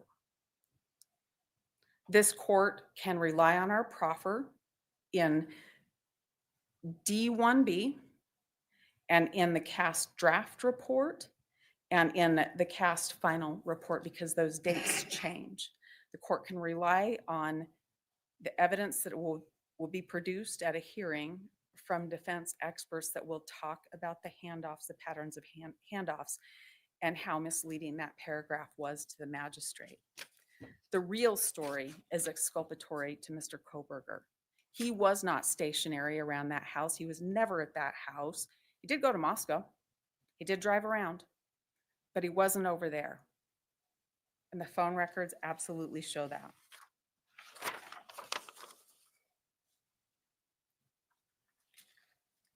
We'll move forward to the set of warrants that come a little bit later in February, March, April. I'm talking about Amazon, Google, Apple, those kinds of warrants that come later. Here's what is left out of all of those warrants. The fact that Mr. Kohberger gets arrested, his apartment gets searched, his car gets searched, his car gets searched again, and his car gets searched again, and there's absolutely no connection between him and anybody from 1122 King. And what I mean by that is that there's no blood in his car. There's no he wasn't connected to that house, to the people in the house. Your Honor, I'm Maybe I mistake me thinking of a different date for the AT&T. I thought, not the cell tower stuff. Are you still talking about the cell tower stuff? no, I mean, that stuff applies to every single warrant we have, because that was I thought you early. transitioned to warrants that were obtained after the arrest. I did. Yeah, and by the time of the arrest, they had a direct DNA connection. Your Honor, what I'm talking about, Some other evidence that the defense can claim in cross-examination or their own case is exculpatory, but isn't the DNA connection in and of itself probable cause to support any of it from there? Your Honor, the DNA I'm talking about is the lack of DNA in Mr. Kohberger's car and the lack of DNA in his apartment, the lack of connection to the individuals. What is that?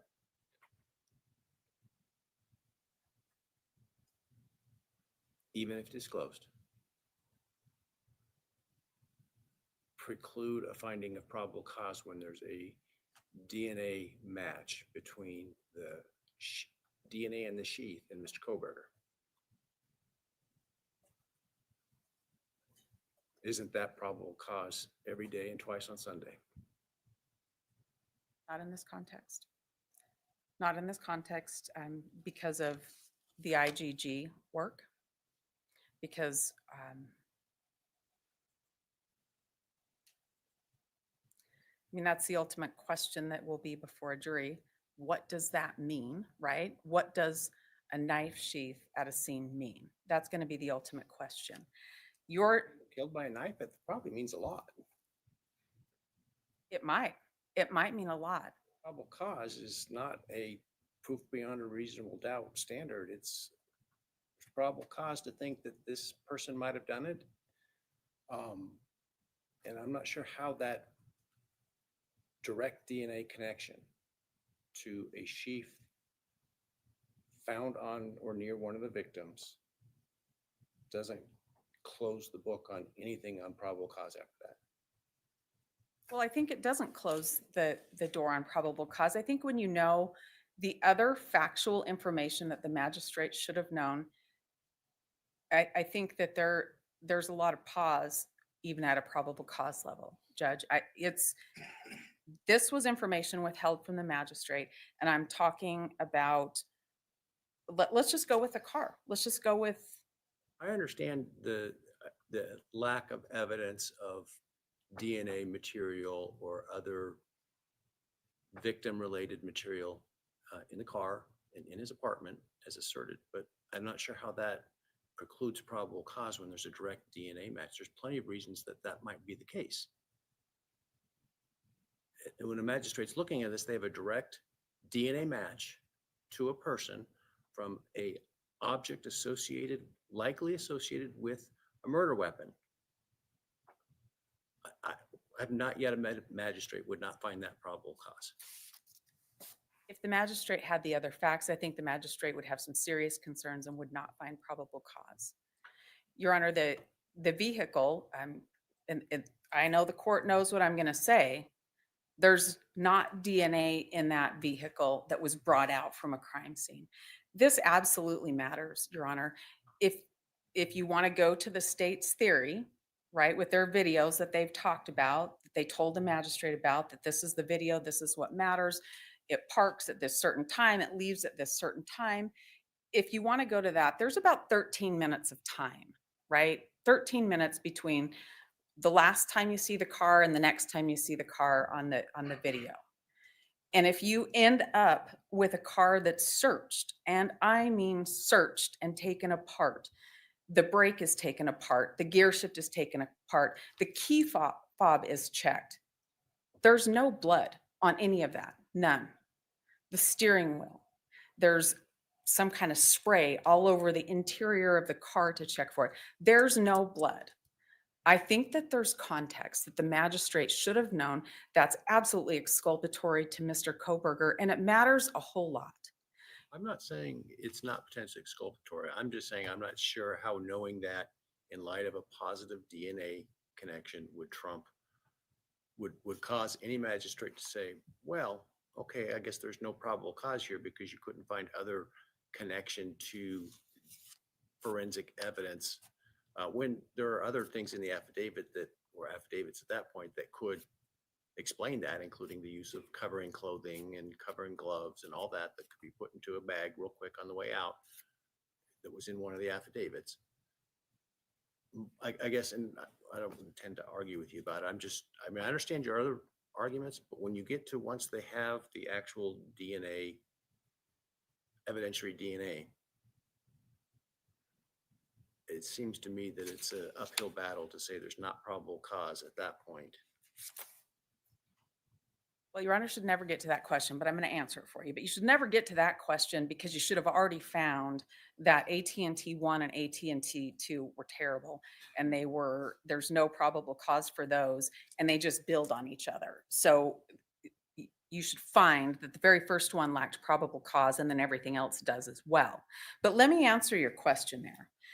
If the magistrate judge had been told there's unknown male B in blood in the house attached to the handrail, that might have made more of a difference to her.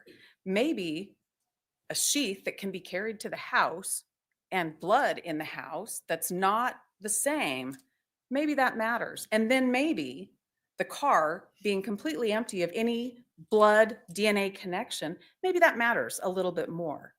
Maybe Well, I'm just not sure why it matters for probable cause, but I think we're talking over each other, so I'll let you just go on. okay.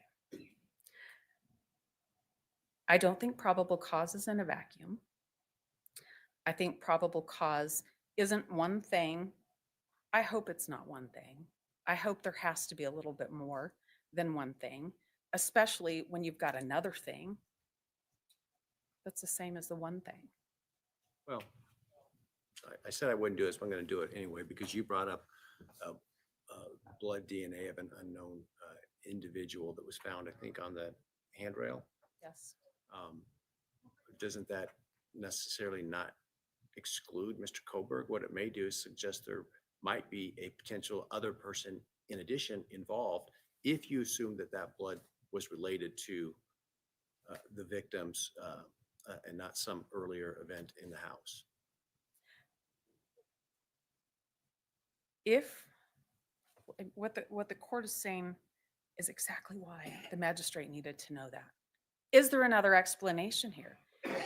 I've got this sheath, but there are all these other things that if I know about them matter. What's the other explanation? What's going on with this investigation? What's happening here? That's exactly the point, Your Honor. What other explanation is there? The magistrate wasn't given a chance to ask that. She wasn't given a chance to ask that when she wasn't told about unknown male B, blood on the handrail. She wasn't given a chance to ask about that when she wasn't told about unknown male D, blood on a glove right outside the residence. She wasn't given a chance to ask any of those questions. She didn't know that Bryan's car and the court's question, good question, what does that mean? Could it mean there's more than one person? The answer to that is, or it could mean it's not Bryan because his car's got nothing in it and there were only 13 minutes to do this. The magistrate didn't get to know that. In fact, his DNA is still on the knife sheath, though. That's the problem, counsel, for probable cause purposes. If that's the only thing she's told, I can see why she'd find probable cause.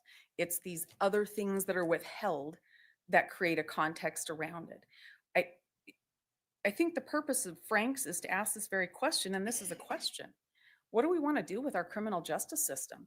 Do we want to have one thing with no context around it when there's this other context that really matters? The Frank standard, which is even if you add that stuff, does that take away probable cause, counsel? And my problem is once you have a direct DNA tie to the defendant, for purposes of probable cause, this isn't for purposes of conviction, for purposes of probable cause, you have not explained to me why a reasonable magistrate, let alone any magistrate, wouldn't find probable cause there, even if they knew all those other facts. As to Mr. Kohberger, now, there may be, as you say, other people that creates concern or issues about that need to be investigated further. But I'm not sure that that diminishes the probable cause as to Mr. Kohberger if his DNA is found on a knife sheath found on or near the victim who was stabbed with said alleged knife that would have been in said alleged sheath. I think the most prominent question is how did that sheath get there? And I think when you ask that question, I think you can have DNA on an object at a scene when you know about all of these other things and you don't find probable cause because there are more questions than there are answers. And all of a sudden this one thing doesn't look as big. It doesn't look as everything pointing to it when you have the context around it.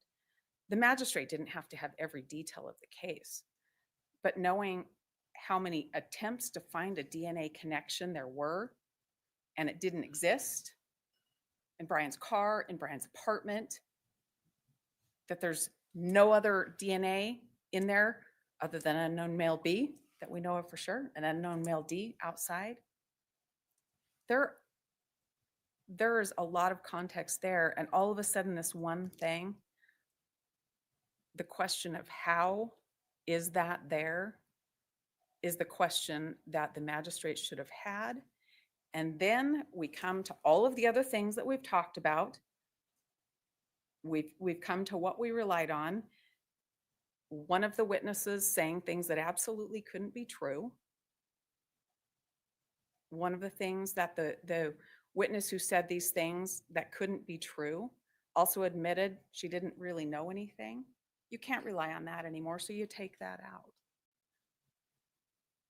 You know the identification to this sheath that maybe seems like it would be really good. You don't really even know how that happened, and you don't know how it got there. This isn't like DNA in blood on the wall from Mr. Kohberger. That's not there. That doesn't exist in this scene. You're talking about an item that the question of how should be, especially when you know about the other male DNA in the house, and especially when you know about the lack of DNA connections.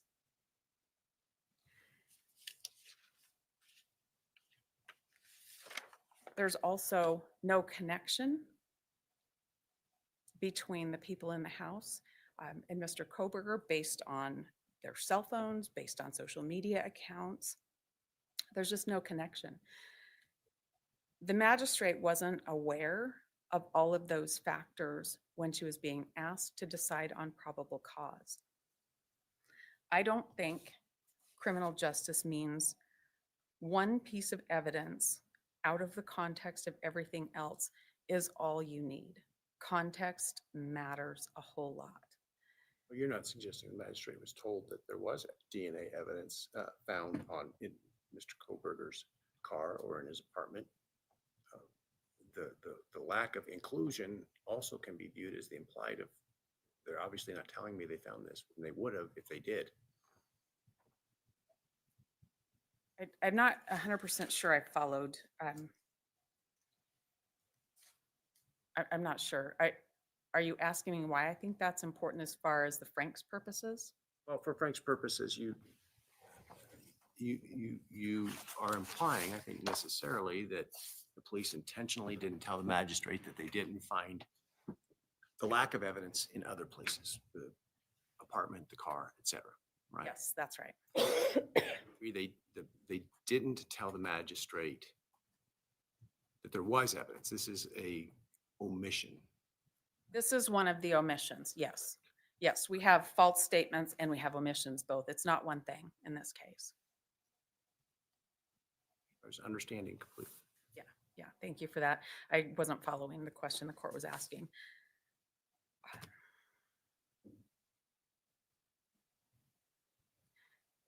I think the other thing, I think I covered all on my proffer, Your Honor. Thank you. Sorry.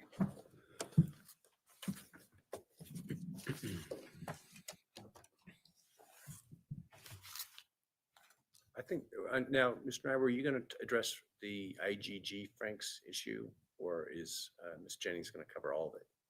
Your Honor, I think I'm going to cover all of it. All right, go ahead. Gonna attempt to.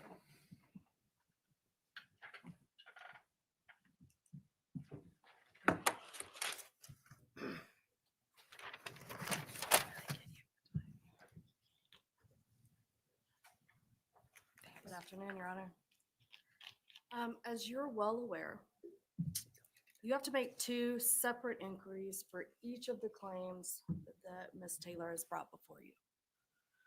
First, you have to decide today, has the defendant made a substantial, not just a preliminary showing, but a substantial preliminary showing that the affidavits, and in our case, we're referring to the Exhibit A's that were attached to each of the affidavits for probable cause, that they were the basis, which were the basis for multiple search warrant applications, that within those Exhibit A's, there were deliberate or recklessly false statements or omissions. This is a high burden, and this is a very high hurdle for them to jump over. Now, if you can answer yes to that, then and only then should we move on. And then ask the second question, does that even matter? Does that statement actually diminish the probable cause finding? It's only when the answer to both of those questions is yes, should you then even consider granting a Frank's hearing. The motion for a Frank's hearing is a serious allegation. The allegation is that law enforcement acted improperly, that they lied to the magistrate in order to secure the warrant. The statements have to be deliberate, reckless, false. That's the standard. Franks is not implicated by just simple mistakes or misunderstandings about the evidence, or Scrivener's errors, or even just negligence. As the court is well aware, this is serious. The defendant is alleging law enforcement lied to secure the probable cause in this case. And the state submits the defendant has failed to back up this claim. And they failed because they can't. Law enforcement submitted probable cause affidavits to the magistrate based on the information they had available to them at the time that the various applications were made. That's how it's supposed to work, and that's how it worked. The defendant has alleged 13 separate areas where they say there's a Franks violation. I'm going to go through those so that I make sure that I get through each of them in the same order that defendant addressed them in their motion and as the state addressed them in our response. And that starts with this idea of attacking Exhibit A. As the court knows, in Latah County, it's our practice, we submit an affidavit for probable cause. As I said, attached to that affidavit is what we call an Exhibit A. That Exhibit A is law enforcement officers' statements, laying out all the various facts known to them related to probable cause in order to support the issuance of a search warrant.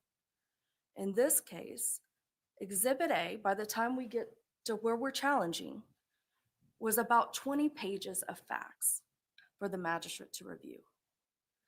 Essentially, the same Exhibit A was relied upon for the application of multiple warrants. This was a massive investigation. You heard testimony earlier today from Detective Payne. Multiple officers were involved in this investigation from multiple agencies. And they were doing briefings.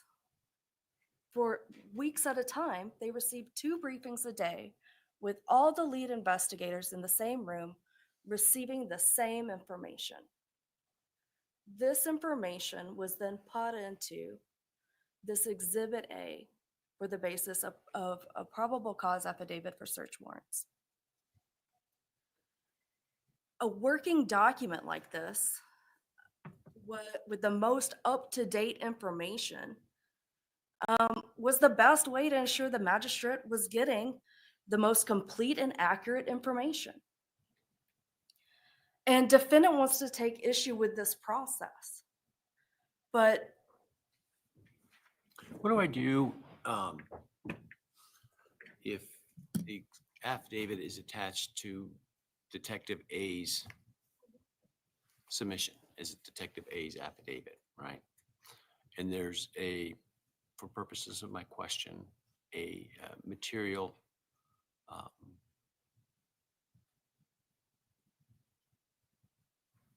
reckless statement in there. But Detective A isn't the one that made it. It was another person on the team, let's say the cast member expert. well, How does that affect the Frank's analysis as it relates to the affidavit submitted by Detective A. I would say that Detective A would have to have reason to know that that was a materially reckless statement made by Detective B. Even if the person that made the statement on the team knows that that statement going into the affidavit, the group affidavit, if you will, or the group statement is going to ultimately make its way to the magistrate? I'll concede I think there's an issue there, but that's not what happened. I don't think that any officer can submit a statement that they know is going to go in front of a magistrate and do so recklessly. And if they do so, then I agree that the court should take issue with that.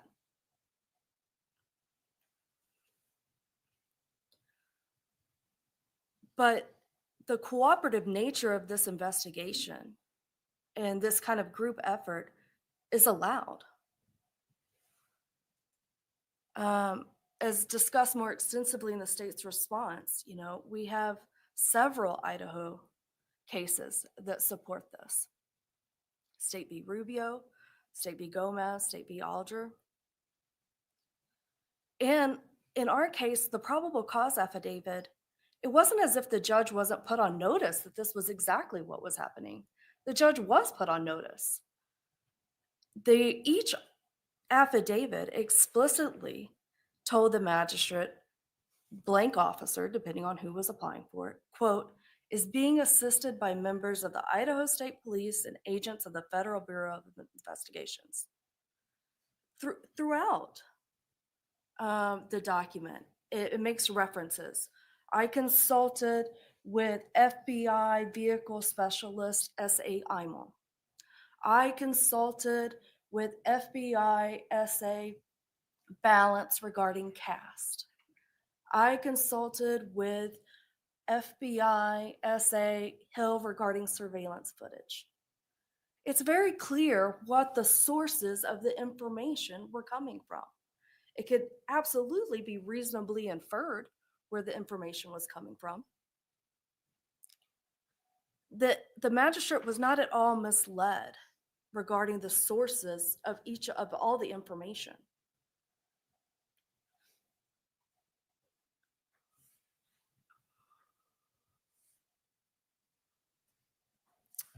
I'm gonna talk a little bit about this idea that there's some issue with who did the work in reference to Google. They claim that the CSLI work alleges Kohberger around the Keene Road residence. And this same claim is in Exhibit A signed by Detective Blaker. Well, this is inaccurate. The officer signing the affidavit did not claim to do the cast work. Did you mean AT&T? Yes. They didn't claim to have gotten those records and put them in to their program to determine the approximate locations of the phone. That was done by Special Agent Balance. And the affidavit makes that clear. And defendant ignores the entire paragraph within Exhibit A that makes that clear. Quote, I consulted with an FBI special agent that's a certified member of CAST. This paragraph goes on to explain what CAST is, what CAST does, the experience that's involved, SA Balance's own experience. And then the law enforcement officer then states, from information provided by CAST, I was able to determine estimated locations for the 8458 phone. That's not claiming to have done the CSLI work, but instead is just a reflection.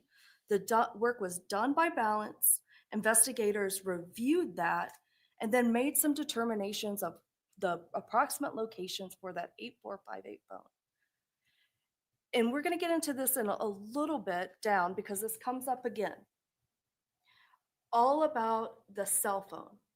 And we're just going to take we have two different opinions about what those records show. We have an expert who tells us, and that's what was relayed in the probable cause affidavit. And those opinions haven't changed. We differ on a few factual issues. I believe there are 3 towers that provide service to the Moscow area. Defendant is correct. Here's my concern with you telling me that at this stage of things. Where in the record is that currently? Apart from anything you may have submitted after they filed the Frank's motion. What specifically? That there are 3 towers.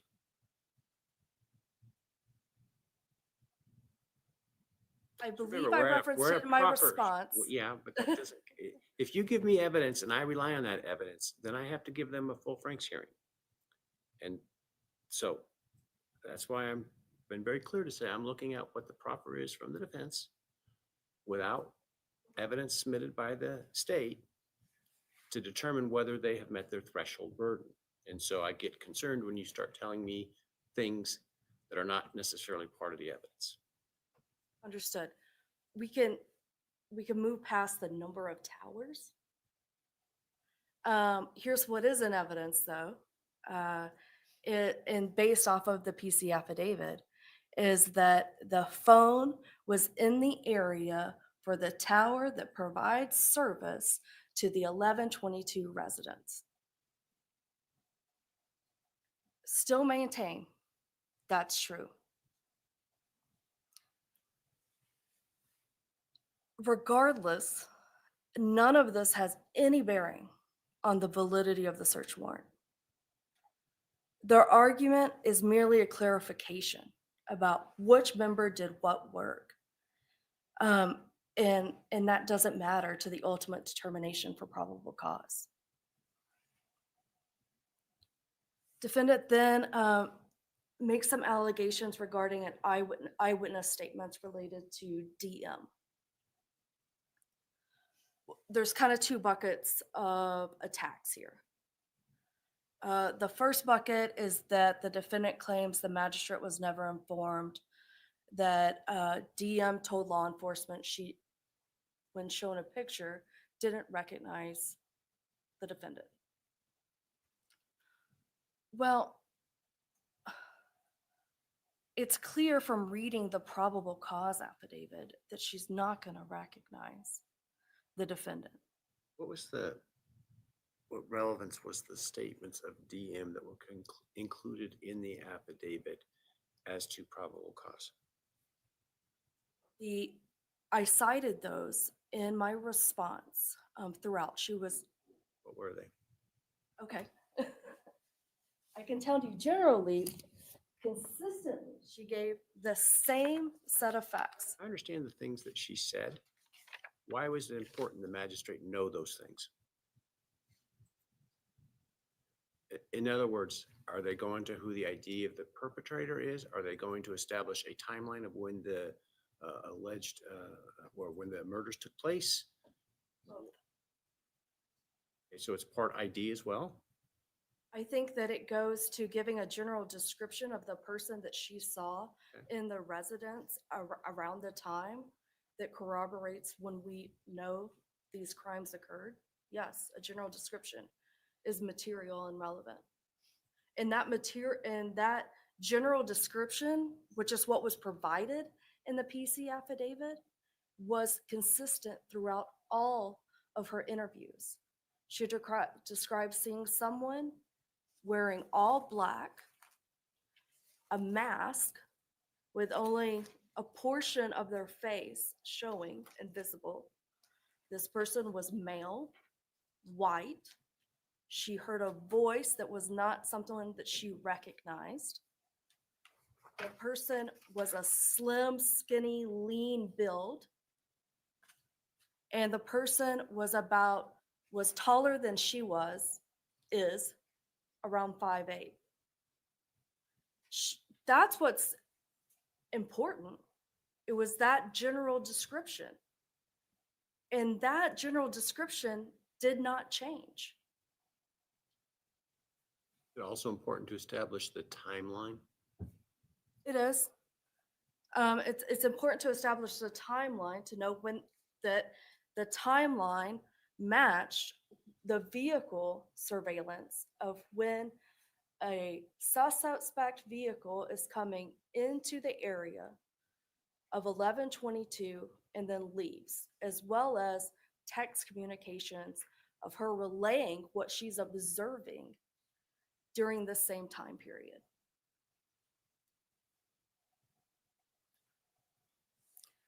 And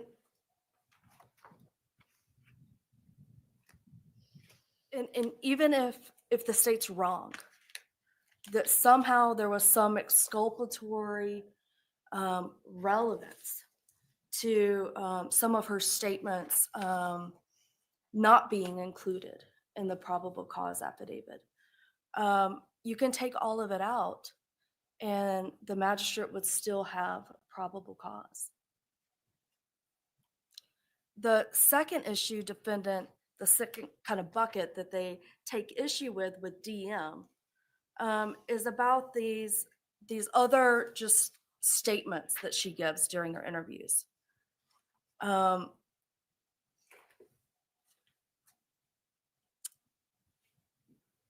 defendant argues when an eyewitness states she's not sure anything she saw was real, a magistrate should know about it. Well, the simple answer is investigators knew what she saw was real, and we know it wasn't a dream because they found the evidence discovered the next morning. Those statements didn't need to be included in the PC affidavit because they weren't exculpatory. They didn't support this idea that this didn't really happen, that somehow we got it wrong.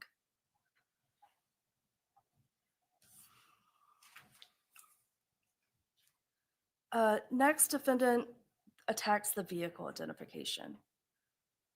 Well, this picture they're painting about how this happened just is simply not true.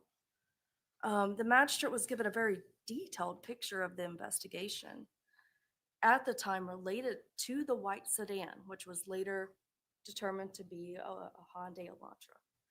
This was about 5 pages of the probable cause affidavit.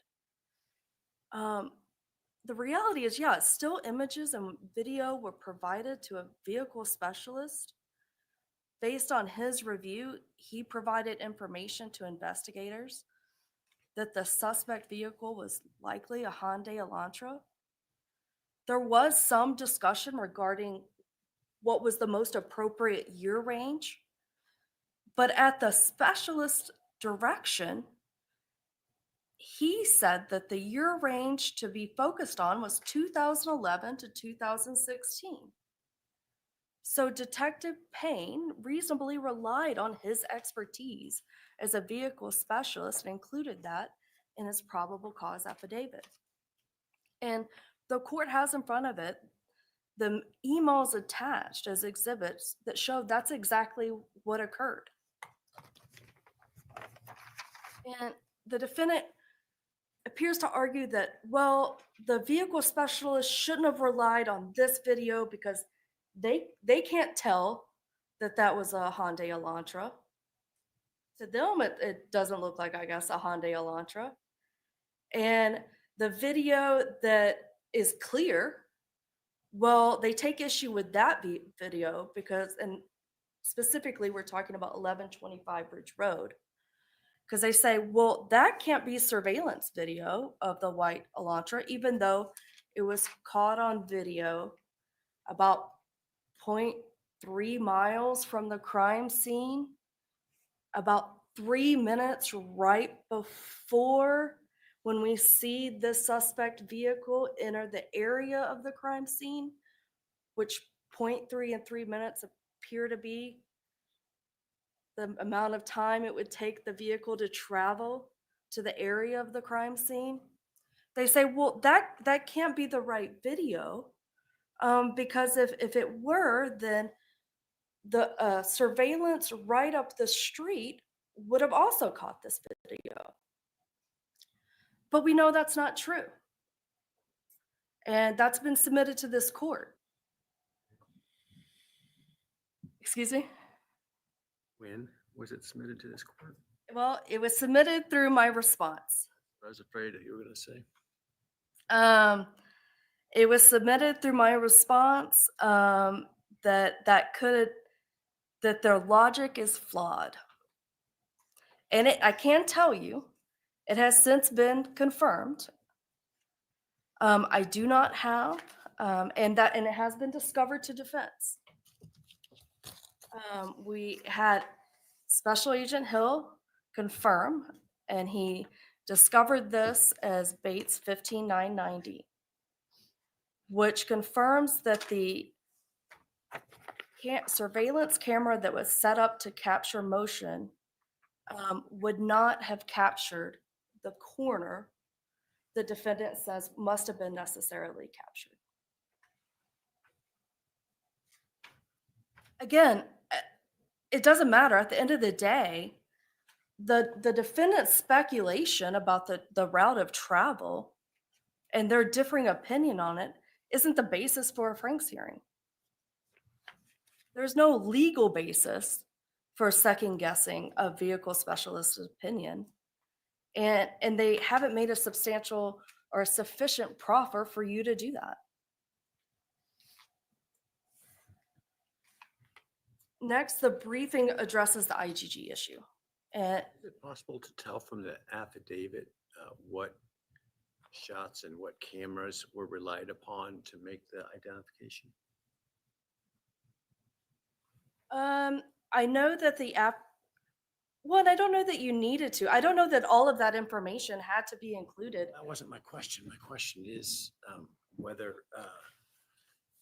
the affidavit describes the specific shots and cameras relied upon to make the identification. No.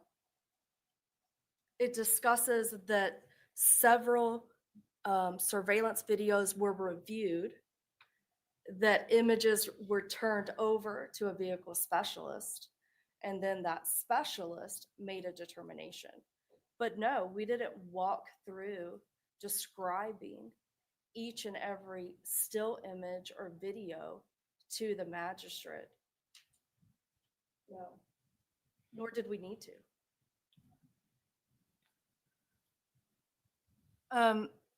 Really, the IGG has been discussed extensively. I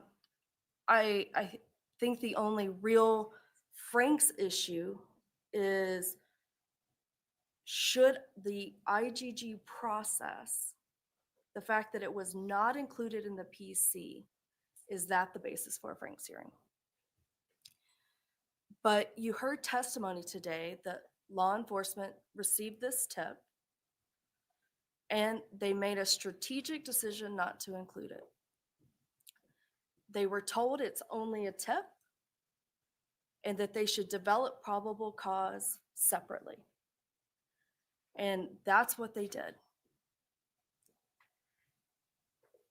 And at the end of the day, Your Honor has already kind of hit the nail on the head through your questioning of Ms. Taylor. At the end of the day, this information regarding IGG and the use of IGG is only inculpatory. And the non-reliance on the IGG information does not diminish probable cause. And the IGG information was confirmed through the STR testing. I can't wrap my head around any argument that IGG and STR testing would be exculpatory.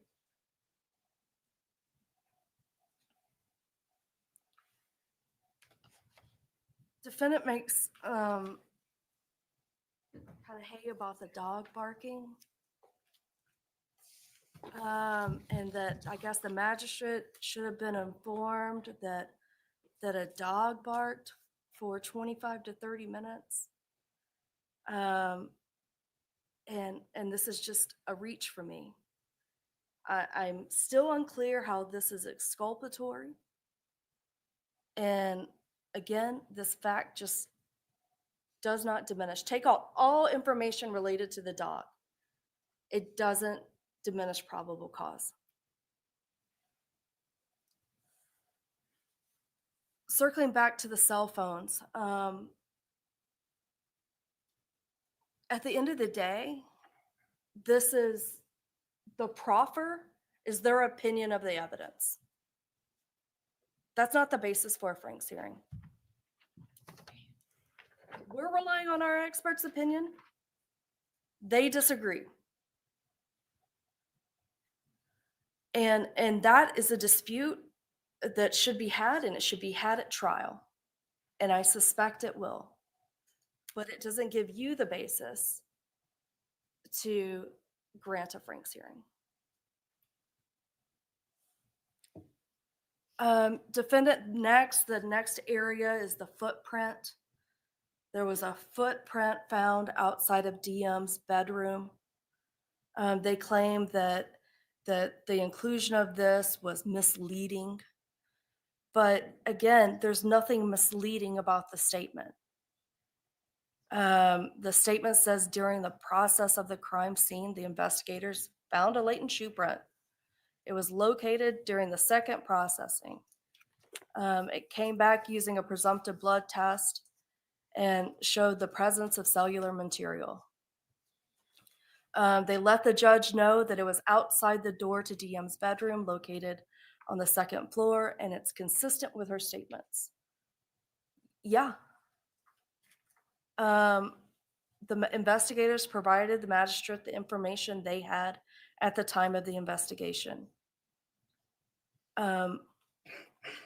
Defendants' opinions about where the shoe print should have been located, and it couldn't necessarily have been located there. Again, that just doesn't rise to the level to warrant a Franks hearing. Again, our case doesn't hinge on the identification of this shoe print. Neither did the PC affidavit. There was sufficient probable cause with or without this information.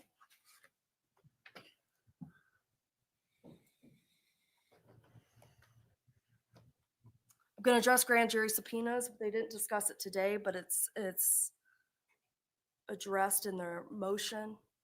Yes, before you get to that, can you address the allegation that the cell phone data was, I guess,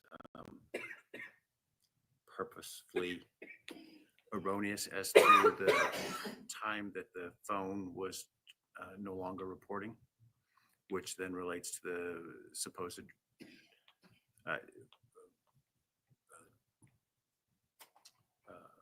position of travel? Right. Well, I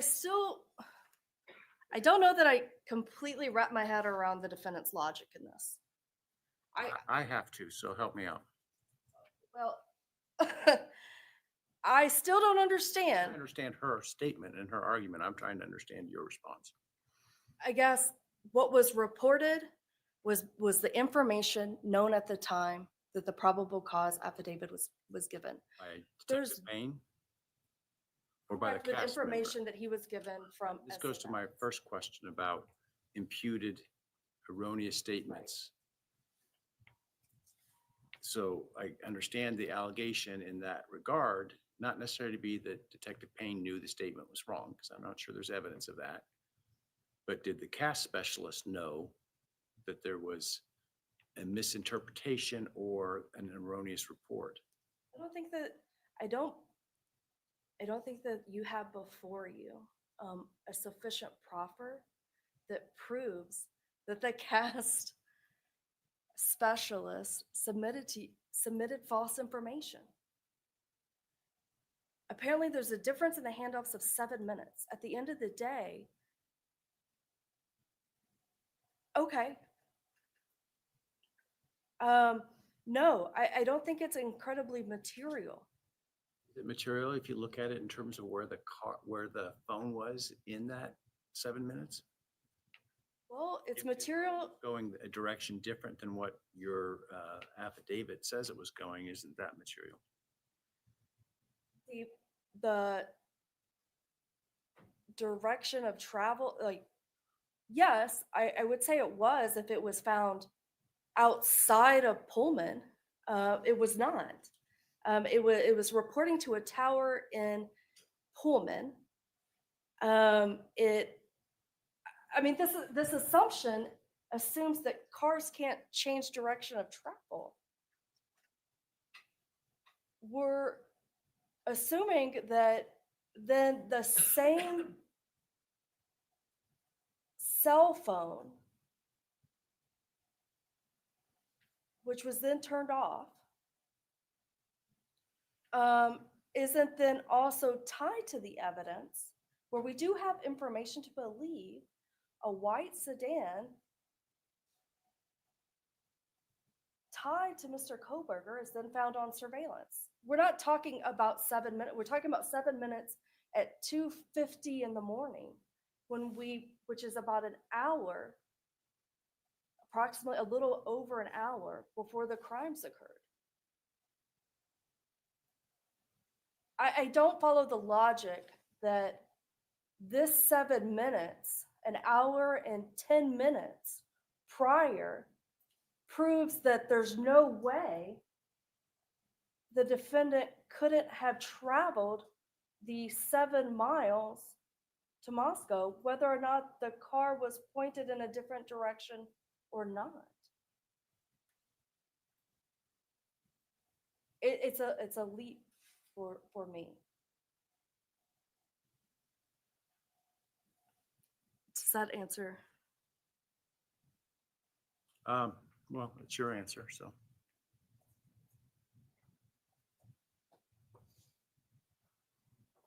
Let's say it was. Let's say that it was exculpatory. Let's say it was materially that it was false. It was recklessly included. It wasn't, but let's say it was. Well, the magistrate still had enough information before her to grant probable cause for the arrest. So we still don't get to a Franks hearing, even if you want to make that leap.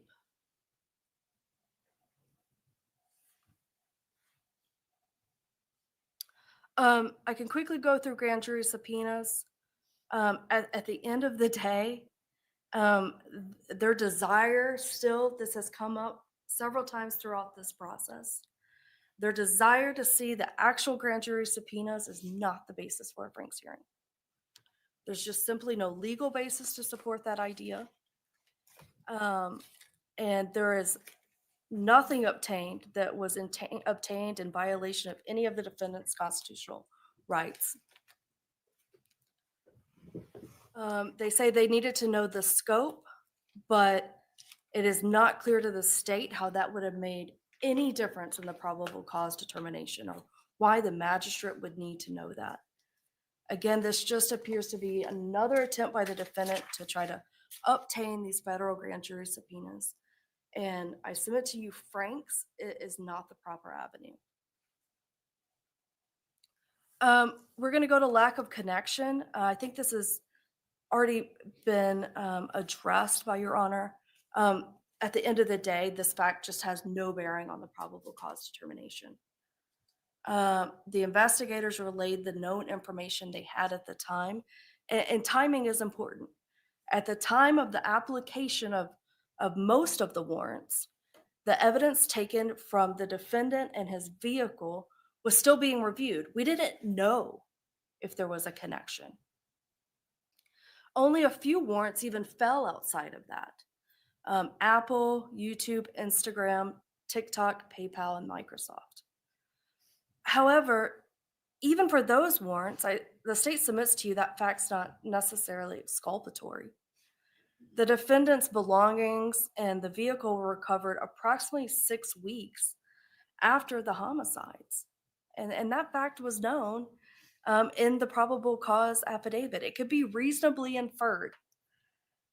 But to the extent the court believes that law enforcement should have included this information, again, I can accept that, but it's not enough to outweigh the balance of the information that was included that did establish probable cause.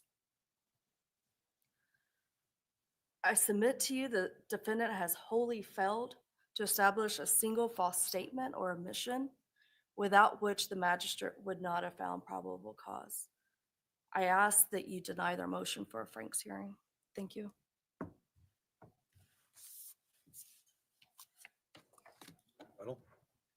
Briefly.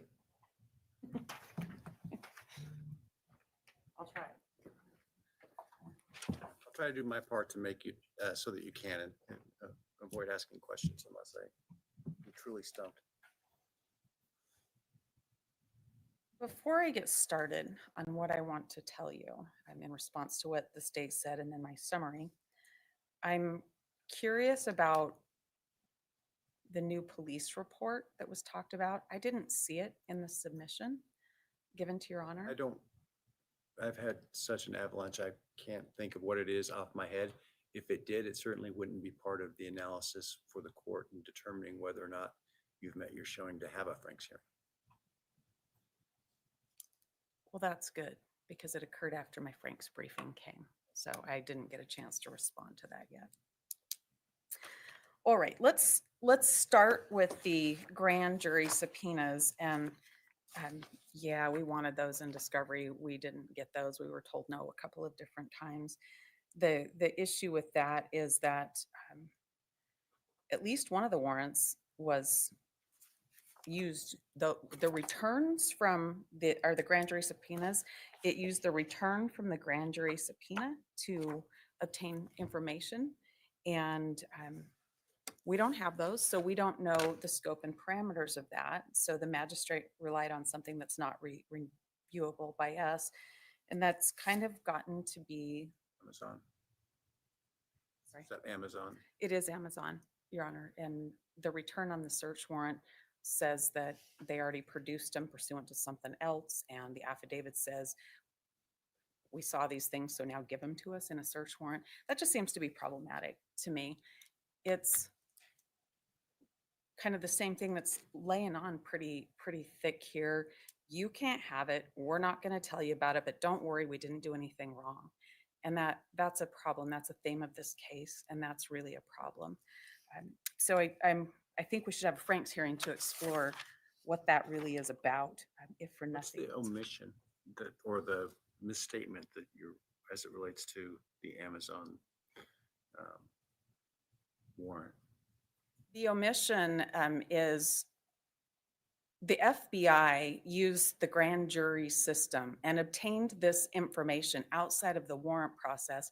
But for some reason, we need to come and get a warrant because nobody gets to. I have them in other cases, Judge. I don't know why they're withheld here. It makes me really suspicious. I mean, I guess from a Frank's perspective, though, the question is there a material intentional misstatement or a reckless misstatement? From Frank's perspective, was it material? Well, it was relied on to get the warrant, right? It's disclosed to the magistrate that this was the result of information given as a result of a federal grand jury. It absolutely was. What did they say that was not true, or what did they fail to disclose? I think they failed to disclose the parameter around that grand jury subpoena.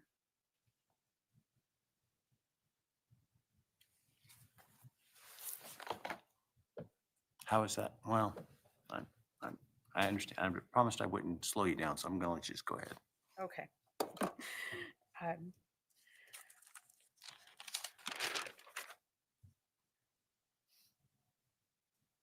I'll go backwards. The 7 minutes that's not disclosed, that's intentional, that's not given to the magistrate to make the decision.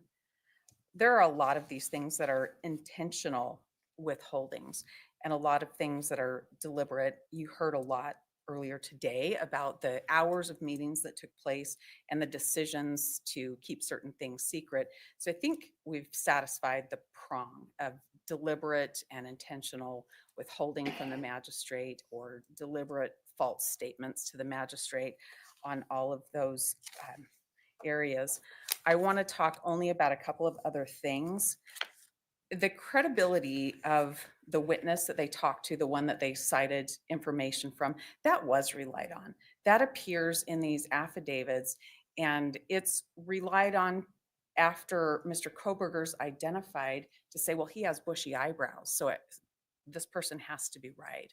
It's relied on when the police officers put into the affidavit the footprint that I didn't talk about on my first one. We gave the court the photographs of it. I'm happy to give the court these. that's a misleading statement to the court or to the magistrate that was asked for probable cause. This footprint is at the very edge of the door. It's a single footprint and it's not repeated throughout the house. So to act like that bolsters this witness is really important, especially in context of the misstatements of the witness. I want to go through these. I won't read them in their entirety to the court, but Your Honor asked the prosecutor what they were. And I counted up, and at the very first interview, remember the issue was whether or not one of the victims ran downstairs. And she didn't say it once, she said it 4 times in a row in the very first interview. And that just didn't happen. It just couldn't have happened. And that was not told. In fact, that statement was brushed over and withheld from the magistrate. About the memory issues in the second interview the same day, there are 2 references to not remembering. A couple of days later, there's the third interview, and there's references to not remembering, being drunk, a statement, I don't know any of it. Like half this stuff, I don't know if it's a dream or if it's real. That's at page 399. At page 406, I don't know if this was real or in my mind was just like playing with me. But from what I think I heard, someone was crying in the bathroom. These are definite statements that were not given to the magistrate and in fact were brushed over. And credibility is really, really important when that person is relied on in the investigation. So let's talk about the vehicle. The court asked some questions about what the magistrate could see in the PC affidavit. The way it's laid out would cause one to think that the vehicle's identified on the camera near the house, and that's not so. It's not identifiable. The state's expert said it's not identifiable from that particular video. It's piecing together the other videos that they come up with something. What's the evidence that law enforcement relied on the Ridge Road footage to identify the vehicle? What did they rely on? What's the evidence that they relied on Ridge Road, which you say doesn't show anything? What's the evidence they relied on that to ID the vehicle? They relied on the Ridge Road camera, and you can see that in the emails from IMO and the other law enforcement officers when they say they have Paradise Creek Road, and then they say we finally got a good one, and it produced to us is the 1125 Ridge Road footage and photograph, and that's the only one that you can make a positive ID on the car. Where is that in the record? The 1125 Ridge Road. Well, it's in our discovery. Or is it in the motion? I believe we put a picture of that in our motion. I can look at it's in my original memorandum. I think there's a picture of that. Let me grab that page for you.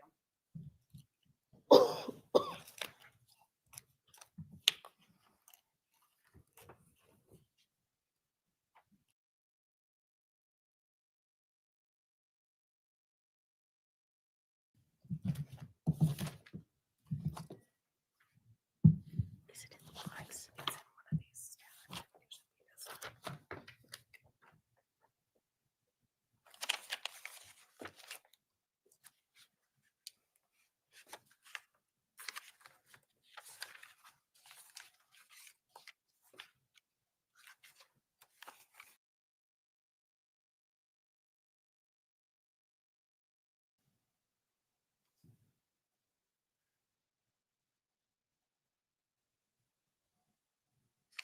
Your Honor, I believe it's on page 17 of the amended memorandum.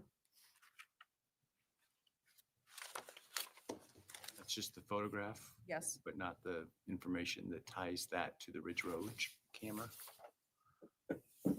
Your Honor, it's tied by our argument based on our review of the discovery. I don't have an affidavit from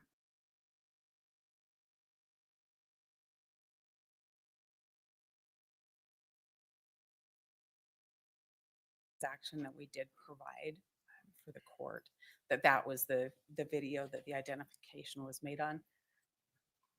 That I'd love to know more about that as well, Your Honor. Well, but that's not the standard. I understand that. I understand that. I would refer the court to our exhibit with Agent Immel's communication. I believe that is going to be at D9, and then the pictures contained in the Frank's motion. Let me talk a little bit more about IGG, even though we've done that all day long today. I would remind the court that IGG doesn't identify a person. It suggests a family group, and an investigation can happen from there.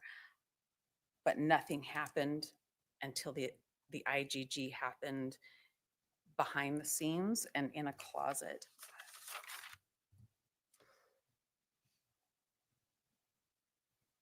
That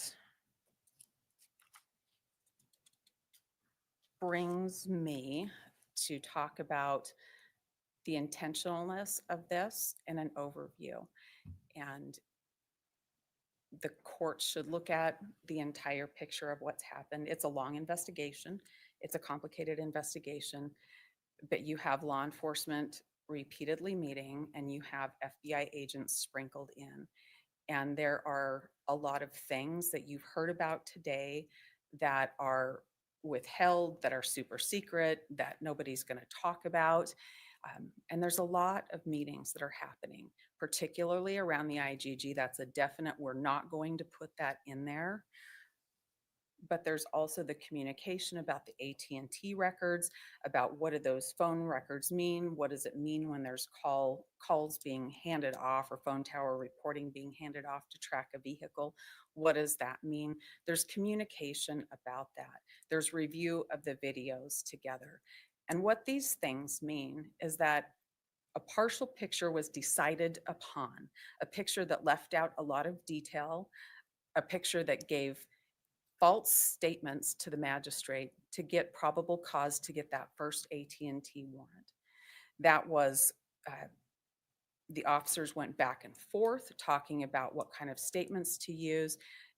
Statements were changed to be included in that, and definite decisions were made at that time.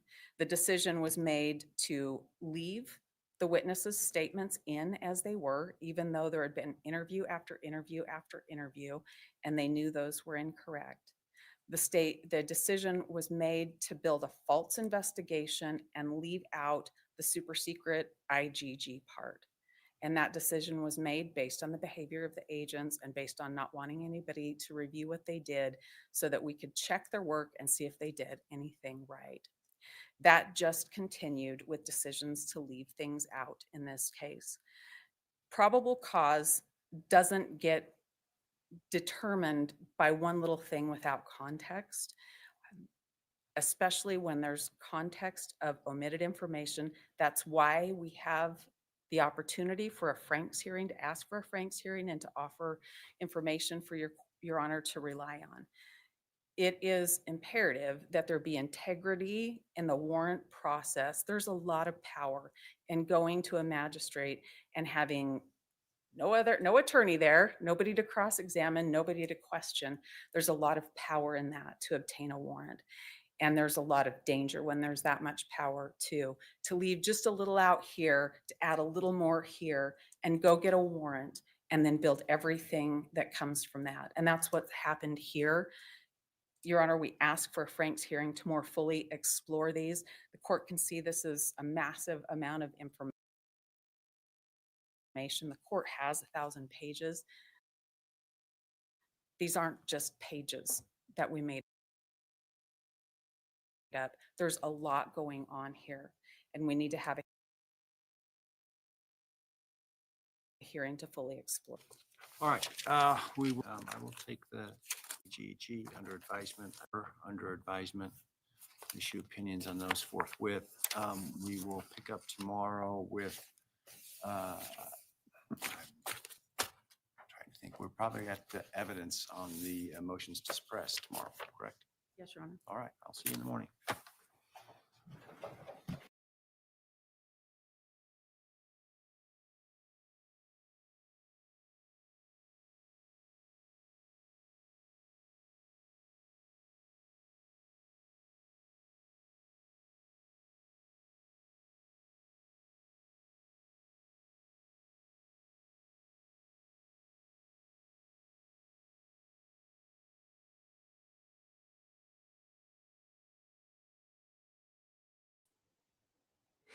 Well, holy crap.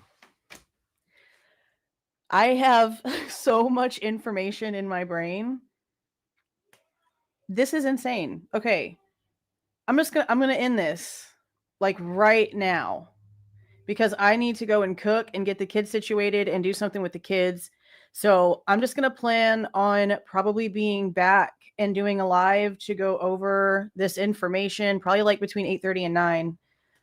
That's the only thing I can think of at this point. I mean, they are dropping information that makes no sense. How the hell are you going to go off and arrest somebody on touch DNA found on a sheath where they have not even verified that the weapon that would have fit in the sheath would have actually done the damage, but then you don't do anything with actual blood? You have in the interview that the witness that Dylan is stating that she's hearing somebody running up and down the stairs, you have blood on the handrail and you do nothing. Now I know that Dylan's also saying stuff about how she didn't know if whether it was a dream or not. But to me, that means that what she's hearing is so out of this world that she doesn't know whether it's true or not. Okay. And if she really did originally fall asleep on the second floor, but then we're hearing from the families from the very beginning. I mean, I've showed clips of that. There's other channels that have showed clips of the families themselves who talked to the cops from the very beginning and people that were apparently at the scene, that both of the girls were on the bottom floor that morning, like afterwards, right before the 911 call. But Dylan was originally on the second floor. So apparently she ran down there for a reason and still didn't call 911. She heard all of this. She heard crying in the bathroom. Now we know why they keep talking about the bathroom. People have been wondering, why do they talk about the bathroom in the PCA? And to me, originally, I was like, well, they're just really trying to like give details on what the place looks like that they're walking through because it's such an insane scene and they're just trying to be as detailed as possible. But no, apparently the direction that Dylan is claiming she's hearing crying from is from a bathroom. More specifics. And the thing about Murphy is really wild to me because the door's wide open, but he's still found in Kaylee's room. But according to the G's, wasn't his kennel still in Kaylee's car? So he just like stayed in the room the whole time.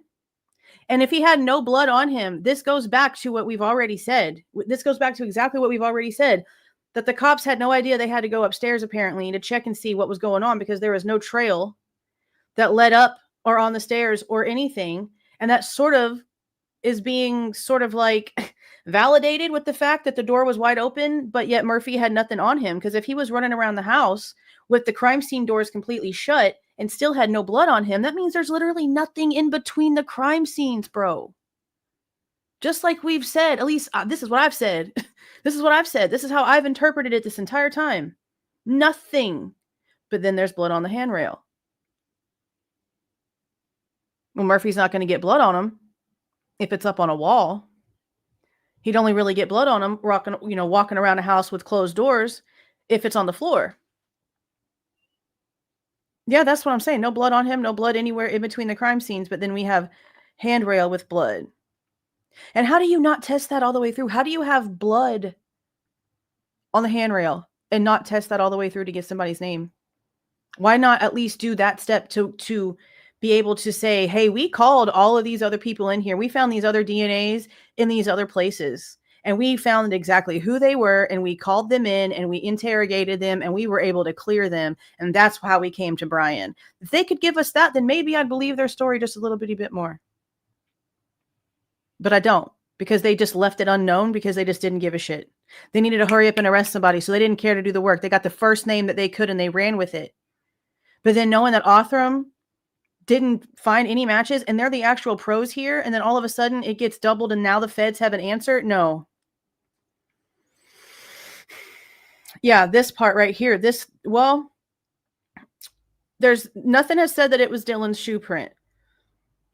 It's just a latent shoe print, right? From how it sounds, they've given a very like more specific. You know what? I wonder if it's because somebody just dropped a shoe. Like if somebody, what if the assailant dropped the shoe? So what if the people, whoever was responsible, look, if you were in the chat earlier, you saw that I am more about like The 4chan thing makes more sense to me. The gloves described, the way they described it, the timing that they gave, the fact that all of this has been like so shady with the university, that the house is torn down. And now we're hearing, oh, Dylan is saying that she's hearing people running up and down the stairs. Okay, well, you would definitely want a jury to be able to hear that audio, the acoustics of that house. Man.